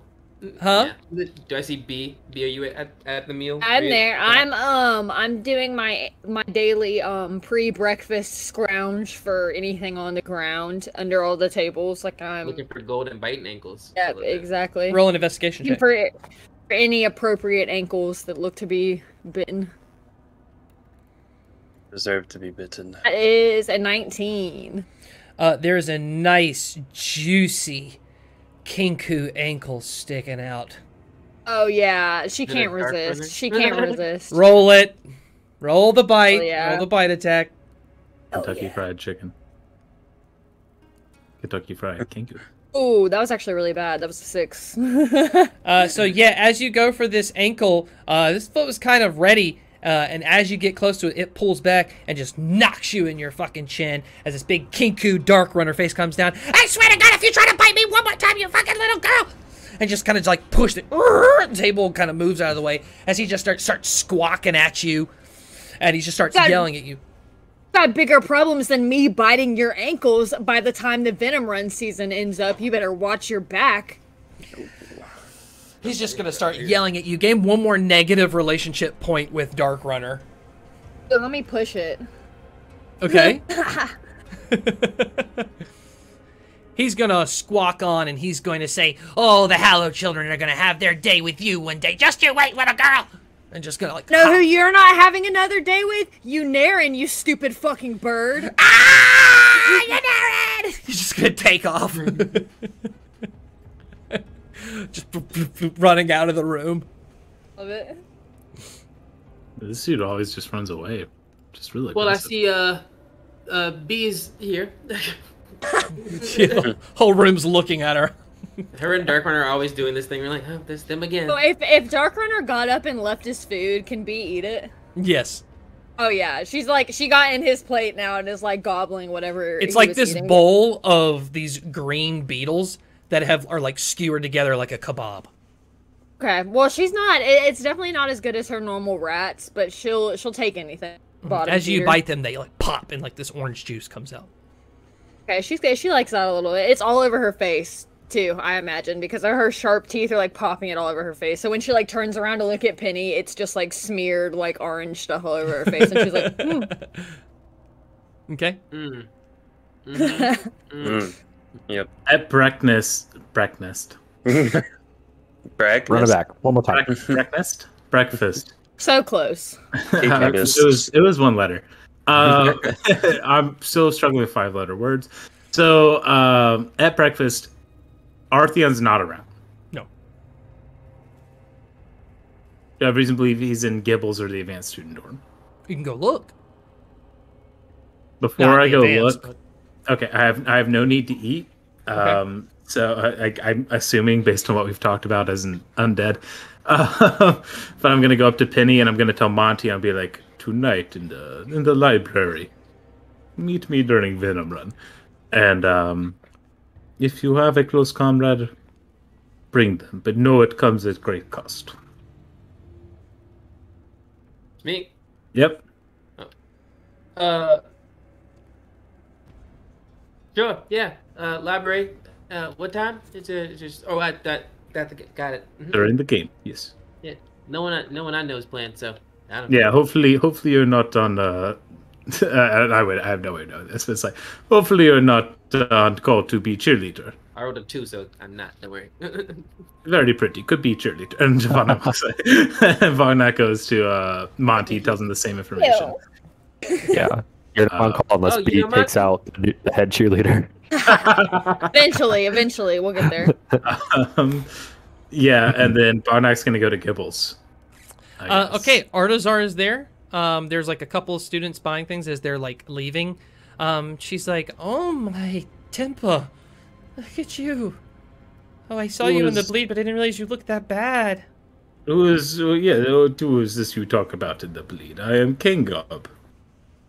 Oh right. But he is gonna pull Artazar close. He's like, yeah, because anybody he had a relationship point with, he will just admit who he is. Okay. So he's gonna be like, yeah, no, it's me. I'm trying to keep it chill. I'm trying to rebrand myself. A little bit tougher this time. Okay. So I think you understand how that goes. But I'm here. I'm back, and I'm here to help.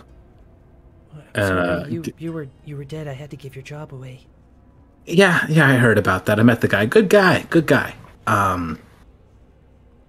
Yeah, no complaints. I understand.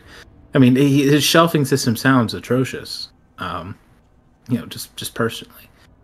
I really don't know how he got the job in the first place. If you go to the library, there's just piles of books everywhere. It's just one book that says Dewey, and then all the other books are in a pile. But anyway. Yeah, I'm hearing from Russ Quinn. He probably won't have that job long. Sounds really bad. Yeah, he's not great. He also keeps trying to go in the middle of the night. I know that's not allowed, but whatever. Anyway, yeah, no, it's good to see Artazar. I was looking for either of the leaders of either side, and is everybody just playing it low right now while Fatal's here? Well, not to talk about sides or anything, but just there's some prominent figures in this school I've noticed aren't around. I heard Artheon and his followers are meeting in the corridors of Remembrance all day. They've checked it out. Probably practicing for their game tonight, or maybe something more.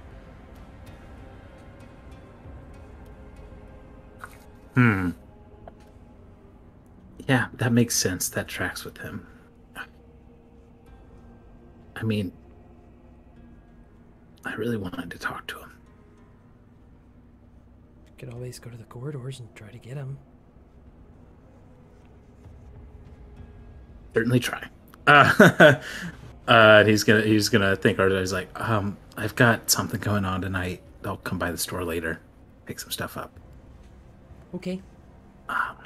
But it's good to see you. It's good to be back. And I do want a job back, if it's not my shelving job. But one of us follows the Dewey Decimal System, and one of us doesn't leave shit on the floor. So I'm just throwing it out there. Unless Monty gives up his job, I mean, I could give you like a low-level cleaning job. I mean, hey, it's pretty much back to where I got 1 week of good money, and I got a taste of good money, and then I died. Yeah. So I guess that's saying money is evil. But I'm gonna go ahead. Yeah, it's okay. We'll make this right when we get this. Oh God, Tailor, you're here too. Yeah, I thought I could bring him everywhere. Yeah, I forgot I was there too.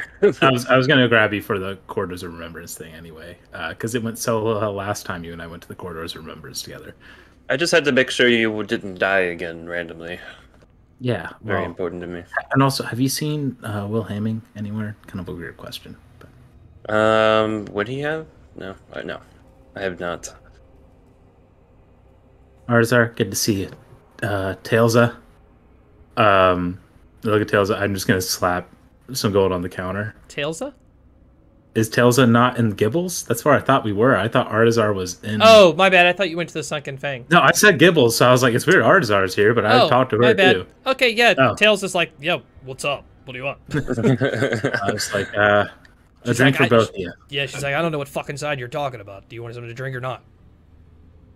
I don't need anything. I'm good. I've got to keep my senses sharp today, but let's have something on the counter, and it's like something for both of you. I know you guys have had some long weeks. Thanks. Yep. And then I'll just subtract the gold from that and go to the Halls of Remembrance, I guess. It's locked. Tailor. This is a predicament. He didn't leave a sock on the door. We know the rule. A sock on the door. We talked about this last time.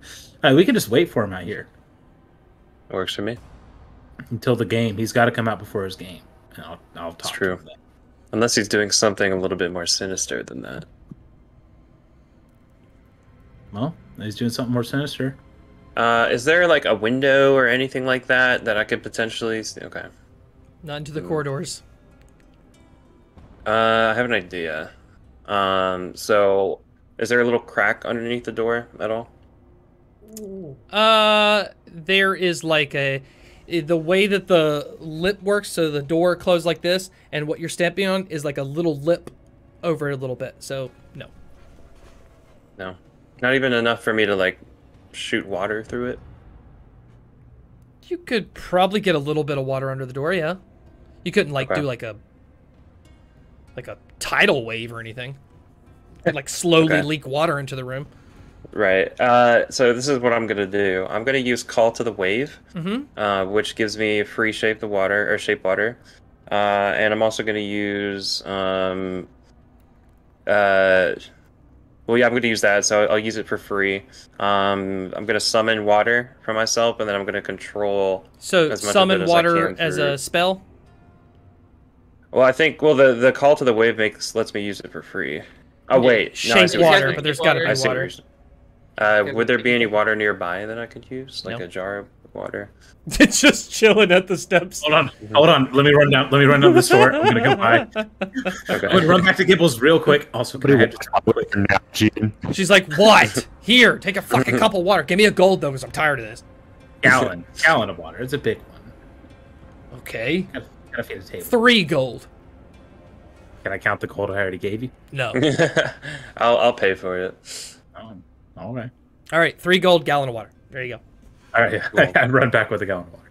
Cool, that was great. Good job. All right, so I'm going to try to get as much of it through the door as I can, and then try to keep it with like controlling it all on the floor and try to push it into the room as much as I can. I believe with shape water you have to be able to see it. Oh, really? Yes. Oh, well, there goes my brilliant idea. I was hoping that I just have a key. I mean, if we really want to get in there. I know. I wanted to find out if they were in there in a subtle way. Never mind. Tailor's not the brightest tool in the shed. You can't even do that phrase right. Shiniest. He's definitely the shiniest. Yep. Okay. Never mind. Yeah, let's wait for him. I don't see where it says you have to see it, right? Let's look at. Could be You like a do. toph kind of thing, right? Where like It's going to move or change the flow of water as you direct up to 5 feet in any direction. You cause the water to form some The shapes. first part of it. Oh, the first You part. choose an area of Right, water you that can you can see within range. But if you pour the water, he can see the water. Sure, you can shape it till it gets under the crack. That's fair. That's fair. That's fair. okay, let's just say it didn't work. Okay. I was hoping to make someone like slip and fall, but Anybody want to do anything while they're waiting? Yeah, it's these fatals, are they just like wandering around They're all by going themselves? through Are they everything. as a unit? Are they No, like, they're are they just, not like, as a unit. Mhm. And are they just like doing like a militant like robotic thing? They don't seem like they're like talk. Oh, uh-oh. They don't seem like they're like talking. He'll be or back. anything. It's They're just just a like Wi-Fi thing. yeah. They don't seem like they're like like processing. Are they just doing a job like aggressively, or do they seem like they are like sentient? a couple are like watching out, just aggressively reading the room everywhere. Some are going through books in the library. There's some in the dorms going through people's shit. It's a full-on inspection of everything. Can I try to find the one I think would be the real Fatal, or who I would assume is like probably doing the least amount of work? It's like probably not there. I would check the all office, the but I assume ones she's that- not one of the people doing this. All the I'm gonna check ones with Vine that as well. you see are crawling on all four. Yeah. I'm gonna go ask. I'm gonna go check with Viney to see if I can locate Fatal, a not crawling Fatal. Vina is going to tell you that the one who stands up straight is in. She went to her office. Great. I want to head to her office. So she's going to tell you the office is on the very top floor, past the corridors of remembrance, past the observatory stuff. It is literally the top of that outer railing thing in Death's Door. No one here has ever been to that floor. None of UPCs. Is there a way? How does one? Yeah, so does one? it just communicate with her? Like, or is the ladders and stuff just go straight up to that floor, and it's the only big door there. that's so dramatic. Yeah, The I will. Fatals that are on all fours, like speaking, do they speak at all? No, Has anyone heard them speak? Okay. you have not heard them speak. Yeah, I guess I'll go with the Trinity, and I'll leave them at the bottom of the ladder, and I will ascend this dramatic ladder. Very decorative, bright red doors. You're so close to that red ceiling that you can almost see clouds through it at this point now. You're probably 15 to 20 feet from it. And yeah, there's these big doors, but they are locked. Yeah, and I will take my darkened shadowed hand and kind of make a nice sturdy knock. The doorknobs kind of melt and spin and form this like very straight laced face that almost looks like the magic mirror from Snow White almost. And says, "Who knocks?" Penelope, Flora, I'm the voice of House Valagram for the City Council, and I've requested an audience with Headmaster Patel if she's available. Your request will be processed. Knobs. Yeah, he didn't really give me like a time frame that I had to process. Is that like I wait here or do I go away? After about like 15 minutes, it'll reform and tell her 15. and tell you that you can you have an appointment that's set for 5 weeks from now. Thank you. And I walk away. Let me write that down. Good effort. Reasonable. I love a nice governmental system. I'll just have to catch up in the hallway, I guess. B. We'll cover that in the time skip. Oh, I'm still in the cafeteria currently. Are there any Fatals that are crawling around in the cafeteria? Yeah, there's one of them that's like lifting chairs and like sniffing walls and shit. Okay, so B's gonna approach it on all fours, just like how it is, and like go up to it and kind of like look at it, and then like join it in like sniffing around just to see what it does. What are you doing? Like sniffing it? No, not sniffing it, but like how it's like running around on all fours, like trying to like check things out and sniff things. Like B joins it, like doing that. You know, B like sees it and like, oh shit, like seems like somebody I can hang with, and like gets next to it and starts like crawling and investigating with it. It's going to notice that you're following it, and it's going to turn and walk up on all fours, like face to face with you, and look at you and just snarls, and it pulls its skin back to its teeth. You see blood is dripping off all of its teeth. He's gonna take her hand and like on all fours though, so it's on her level, and reach up to touch it and pat it on the head.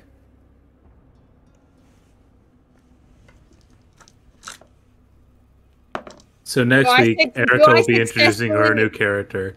Oh, do I successfully touch it though? Like, do I no, touch it? because right as it gets to its nose, it bites your hand. You're going to take. I rolled max. You're gonna roll 12 points of piercing damage. Okay. And it's holding on to your hand, but I'll let you make a strength saving throw. Okay. It was a 21 on save. Okay, so you're able to pull your hand back and keep all your fingers. But you have big gashes on your hand.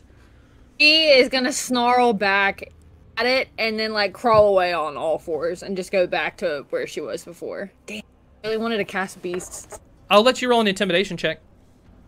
Okay. It was a 18.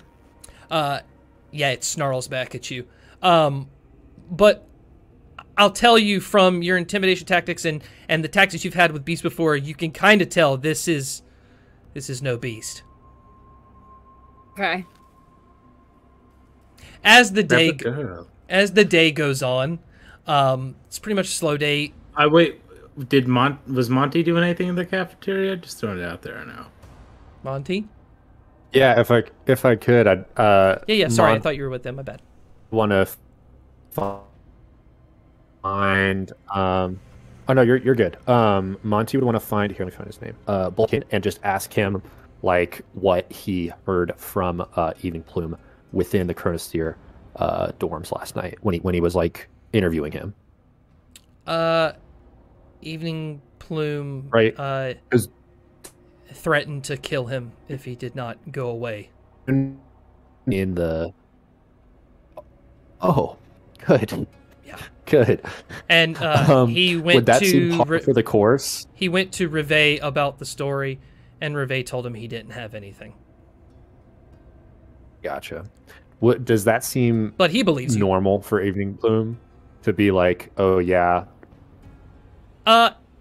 Duneberry will tell you in his I'll just go away or I'll kill you, or is it like, I'm hiding? Uncharacteristically aggressive. In his opinion. Interesting. Okay. Awesome. And then I think But again, Duneberry says he believes you, and he's going to try to look more into he would this. want to yeah. Awesome.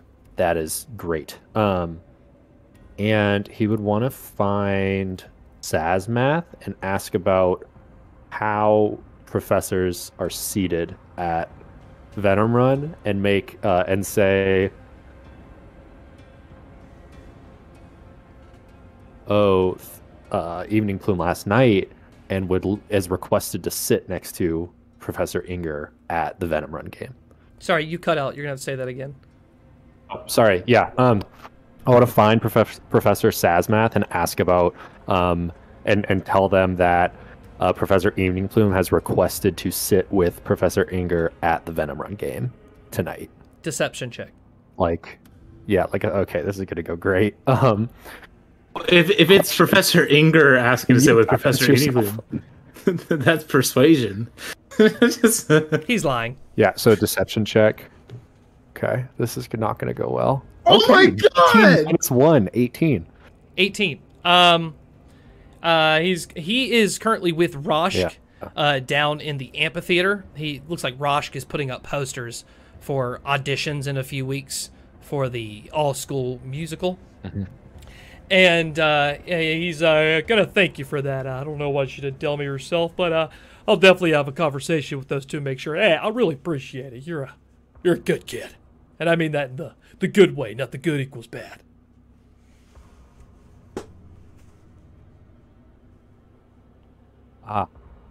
Well, I mean, sorry to be missing out. I'm sorry I didn't make the team this year. Either team. I just, slept right through the tryouts. But maybe next year. We'll see. That's right. Unless you're just going to scurry away. Okay, cool. Yeah. Sweet. Anything else? Sorry. Yeah, just runs away. Like, he's so very intimidated by winged demon. All good. All right, skipping later into the day, the corridors of remembrance will open as tons of Hallow children will pour out, including Artheon, who's laughing with a bunch of guys and is just going to walk right past you guys. I think, and I was going to talk to Taylor about this beforehand. I was like, all right, we go for, Kangov is very intimidating. He's a scary-looking dude. He's going to stand right in the middle and make Hollow children walk around him until Artheon approaches. Okay, so what's your goal here then? What are you trying to accomplish? There's some things I learned about Artheon recently that,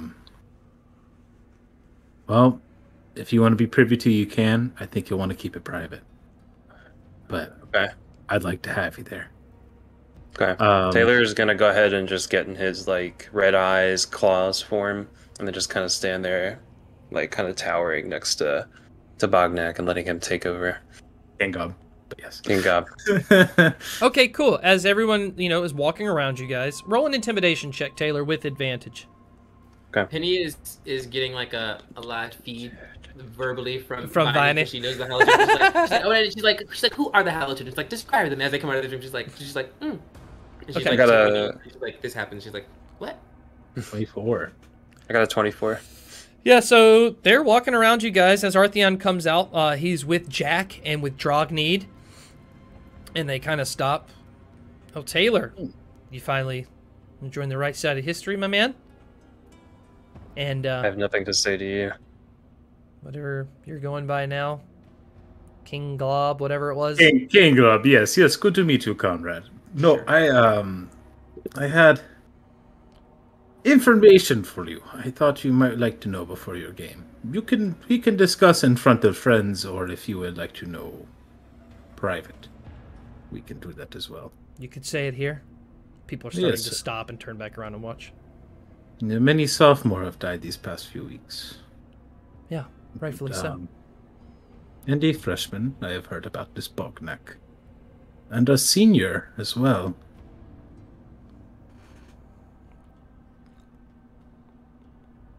Have you heard of that? A bunch of people dying because they worship a fucking senior who should have died but instead chooses to live in the wall. Yeah, I've heard of this. Senior that died because their source of protection was not within the school. They thought they could trust the thing that killed them. Perhaps someone that was there cleaning spray paint from them and their friends saw what happened that night. What are you getting at, Bognak? Say it.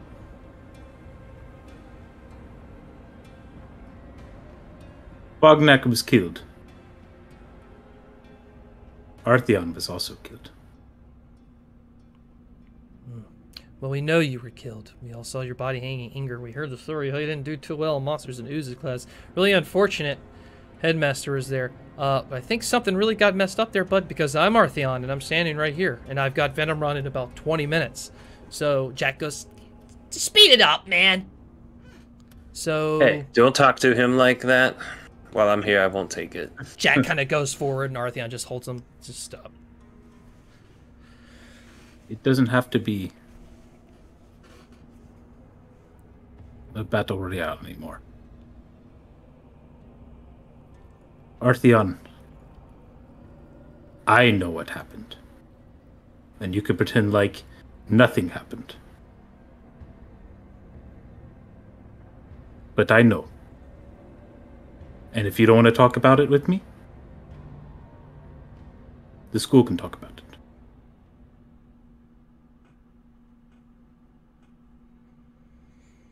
I've seen death. I know someone else I'm talking to right now has seen death. And it's not pretty on the other side.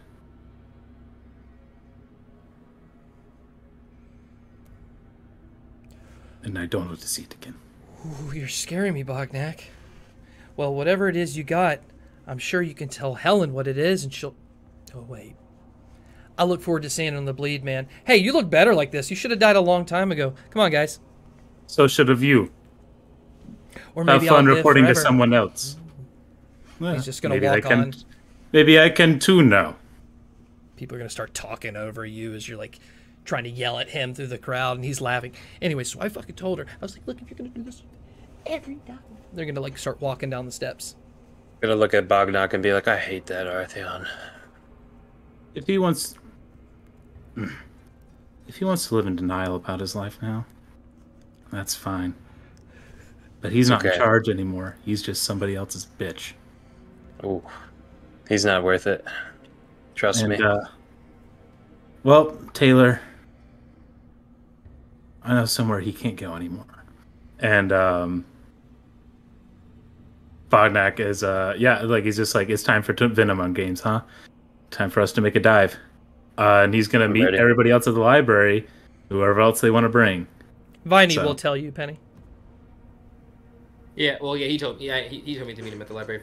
So yeah, when that happens, yeah, I get all that. I watch all that, and then as Venom Run starts, I will. So head Venom to Run's the starting. bar. Place is pretty much vacant except for the amphitheater. There's like a couple of the Fatale things on all fours, kind of down at the furnace over the ledge, but nobody can kind of see where you are except for Russ Quinn, who's at the table, who's still like putting books away. Look, are you guys gonna be here like all night? I was really hoping I could go see the Venom Run game. Could I kind of step in front of everyone and just like wave them behind me and just say, oh, Russ, you've been working so many nights and you've had to skip the past couple of Venom Run games. Why don't you let me take this shift and you can go down to the amphitheater and watch. I'll close up. It's no biggie. I'll even sort books for you. 3 piles, right? Roll the most important persuasion check of this session.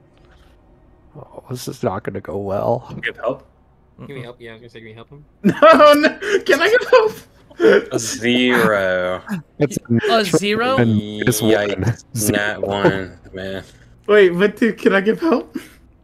He's gonna say, That's really sweet of you, but you're not really even good at your own job. I've got 2 big-ass piles to clean up because you've been putting them in the wrong piles again, Monty. Okay, fair enough. Fair You enough. know what? Fine. You know what? I didn't even want to watch a stupid game anyways. Just, let me know if you need to check out something. I'm going to sit at my desk. he's gonna sit at his desk and he's gonna occasionally check over, just watching you guys. I'll tell Russ too. It's like, I do not know this Bognak, but thank you for lending him the Weeping Girl. I found it in New Bed. It's very good book. You have very good taste. Wait, That's the book he told you could take home, right? That you could. Yeah, Weeping Girl is the one. Yeah. Weeping Girl cover. Oh, yeah, no problem. I didn't write it, but yeah, as long as he brings it back, it's a good book. Did you write book? I write write it? book? No. No, not this book. You write other book. Well, You write good book. I'm Let me see. Come I'm kind of working on something. on. Okay, bring me what you're working on. Well, I don't really tell too many people, but alright. He's gonna pick out this like big book. I'm calling it Your Dinosaur, more like My Dinosaur. And it's this cautionary tale about dinosaurs migrating from Colbridor, which I really don't think was the good thing to do for the place, for the world. You see Bognak behind his back is just doing his large arm is just doing pointing behind his back gesture towards the pineapple door because he knows how to get in. And he's just like, oh yes, very good book. Yes, your dinosaur, my dinosaur. What is dinosaur? Yeah, Tell me. I know, right? It's crazy. And so he's just like trying to distract him while everybody else goes in the room. All right, he is distracted talking to you about his book. Okay. Very well. So do we wanna hide? I guess the rest of us will make our way to the just kind of aimlessly start walking, but towards the direction where the it was a palm tree, right? A purple palm tree. Past the advanced student chambers to that back corner. Yep. Yeah. Penny's just Yeah. here And with so someone this to is this a section that we're not supposed to be in? No, all of this is. Okay. Yep, all this is good. Cool. Yeah, head that way, and between Taylor and I, Yeah, with after some using the time, mud I will mean, hold us. looking at all these books, you're able to find this black book with the purple palm tree. yeah, perfect. I just look. I'm like, well, I can't really read this. B, do you know how? You got this, right? Will taught us how to say it. Yeah, he told you the phrase. I got you on three letter words, but like bigger than Okay, there's a lot that, of them here. probably not. Okay, there are a lot of those in here. I just look at them and we do the incantation. That's what is it, page 42 or 45? All right, so you don't speak Draconic. Taylor, do you speak No. Draconic? No. I Okay, speak so common you- and primordial. So you both are essentially performing something that someone told you. So both of you roll a performance check. Can I try it too? Well, that makes Yeah, sense. you're one of those two. He's Okay. watching. I'm also there. Make I'm sure I have my nobody's book about reading, approaching. but I got Another a zero. A 0.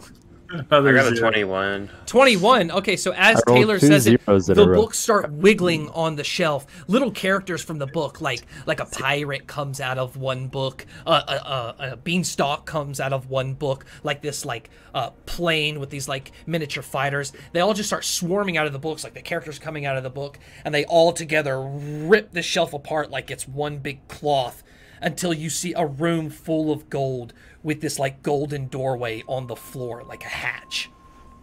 Yeah, but I already insane. B cannot control herself. She jumps in immediately, even Scrooge if it's booby McDuck trapped or something. Into the gold.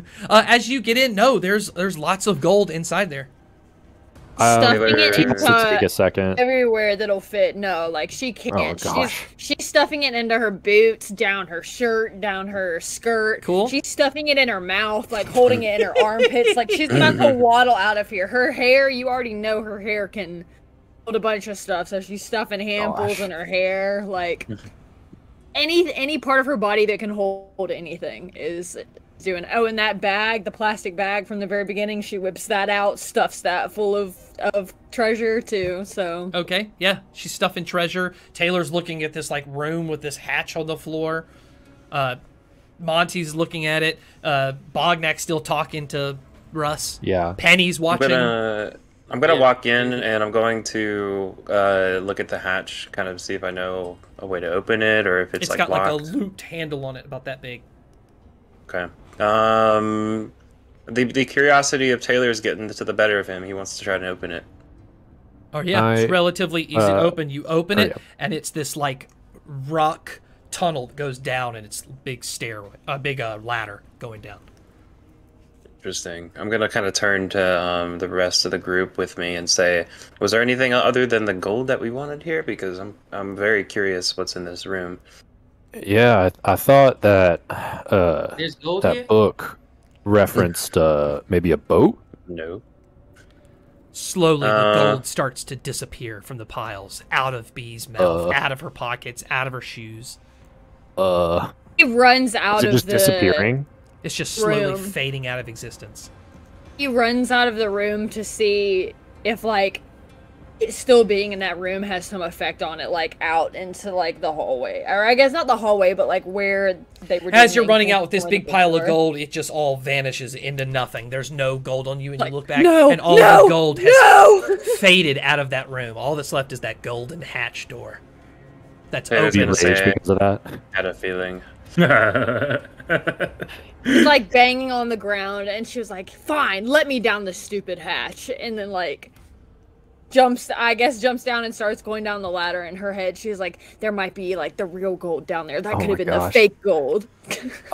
Before you get down, Sorry. Monty will ask, like, can everybody see in the dark real well? This might be dark down there, and I don't know if y'all can.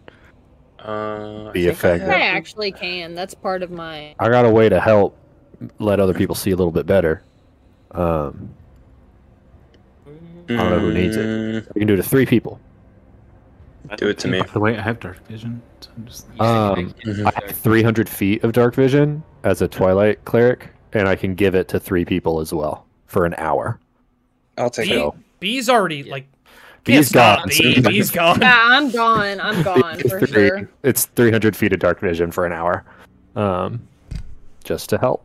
And then I guess just I look at the rest of them like, well, who wants to go next? Because I sure don't. I'm a little scared.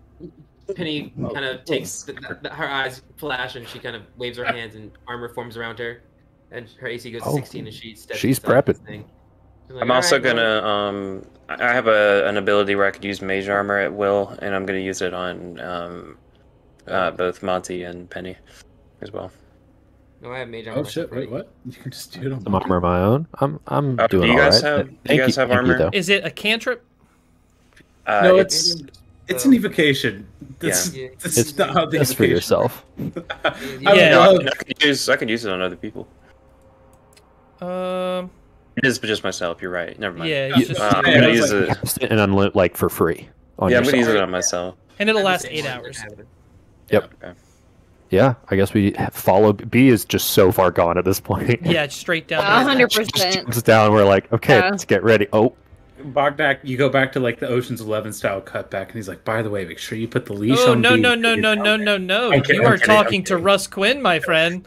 No, Russ I'm- Quinn I'm- is I'm telling you fully the story. joking. Yeah, it's more so. It's just like, by the way, guys, be sure you put a leash on B before you get out. She goes, no, and it's like, okay, well, Yes, just keep an but- eye on her. Right, but And no, then you're talking to she- Russ Quinn she's right down.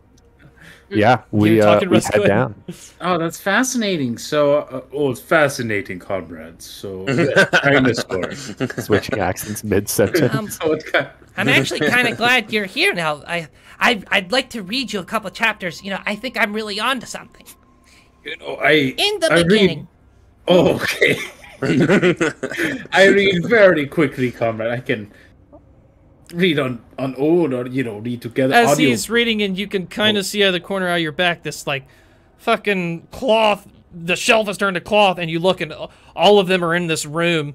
B's already gone. Penny and Tailor and Monty are about to go down this thing. I imagine they're looking at you. What do you want to do? No, Penny's going and moving after. All right, Penny's in. So you only see Tailor and Monty in a Yeah, Taylor's gonna kind of be like, Yeah. wrap this up, like. This is gonna sort of use. thing. I'm gonna use my real life excuse with Russ and see how this goes. Comrade, I have IBS. This is very dangerous scenario. I want to listen to chapters, but I can't right now. I will shit on this library floor. I will shit. It's not good. I don't want to. But I love this ride of dinosaur. Dinosaur is very cool. I will- Okay. All right. Well, I mean, some other time, I guess. Yes, please. I would love to listen some other time. I will not shit on your floor. I'm going to run away right now. But it is not because I'm not interested in the Okay, story. I just want to. I don't want to pull out the map because you've seen it before, but just want to point out the advanced student chambers are the corners here, and it's kind of like this hallway-like thing Yeah, it's where been his before. desk is, and then the stairs are over here. So if you're running Yeah. your shit, you go the opposite way. I know I'm a transfer student, but I am in the I'm in the advanced student dorms. It's all guaranteed. It's part of the transfer process. It's all guaranteed. What does that It's even all mean? guaranteed. You come to the school as transfer student. Go to transfer dorms. Okay. I mean, yeah, go shit, man. That's fine. I'll read it to you later, I guess. No, but all right. This is a very difficult situation because Bardock is very interested in the story, genuinely very interested. But he's But like, you made I yourself the cannot have that patsy. He's like, I'm very interested in the story, genuinely. But he's like, yes, I will go shit. And he runs towards the advanced student dorms and dives into the cloth and hopes Russ doesn't notice. I don't know what that role is. I don't As know what that. you make That's- up the that's weirdest probably- Russian that's- nonsense of why you have to shit I've ever heard in my life, and you turn and run, who would not be interested? He's gonna watch you run, and as all he has to do is turn and look in that direction that you're running, and he sees the fucking thing open. What the fuck? As you run into the room, closes. Oh my god! And at that point, we're going to end the session and we'll come back for episode 13. Open up back the door. Nothing, just private toilet. Transfer student toilet. And I close it back. I want to thank you, Jes Bardsley. I want to thank you, Matt, for being here. I really appreciate it. Thank you, everybody, for watching on Twitch, on Facebook, on YouTube. I hope you have enjoyed the lunacy and chaos of this wonderful episode. And I guess we'll see everybody next time. This has truly been the most unhinged Where is episode. Jessamine? I need to know. She says, going down the ladder. Oh, literally. She might be down here. All right, everybody. Have a good night. Good night. Goodbye. All right.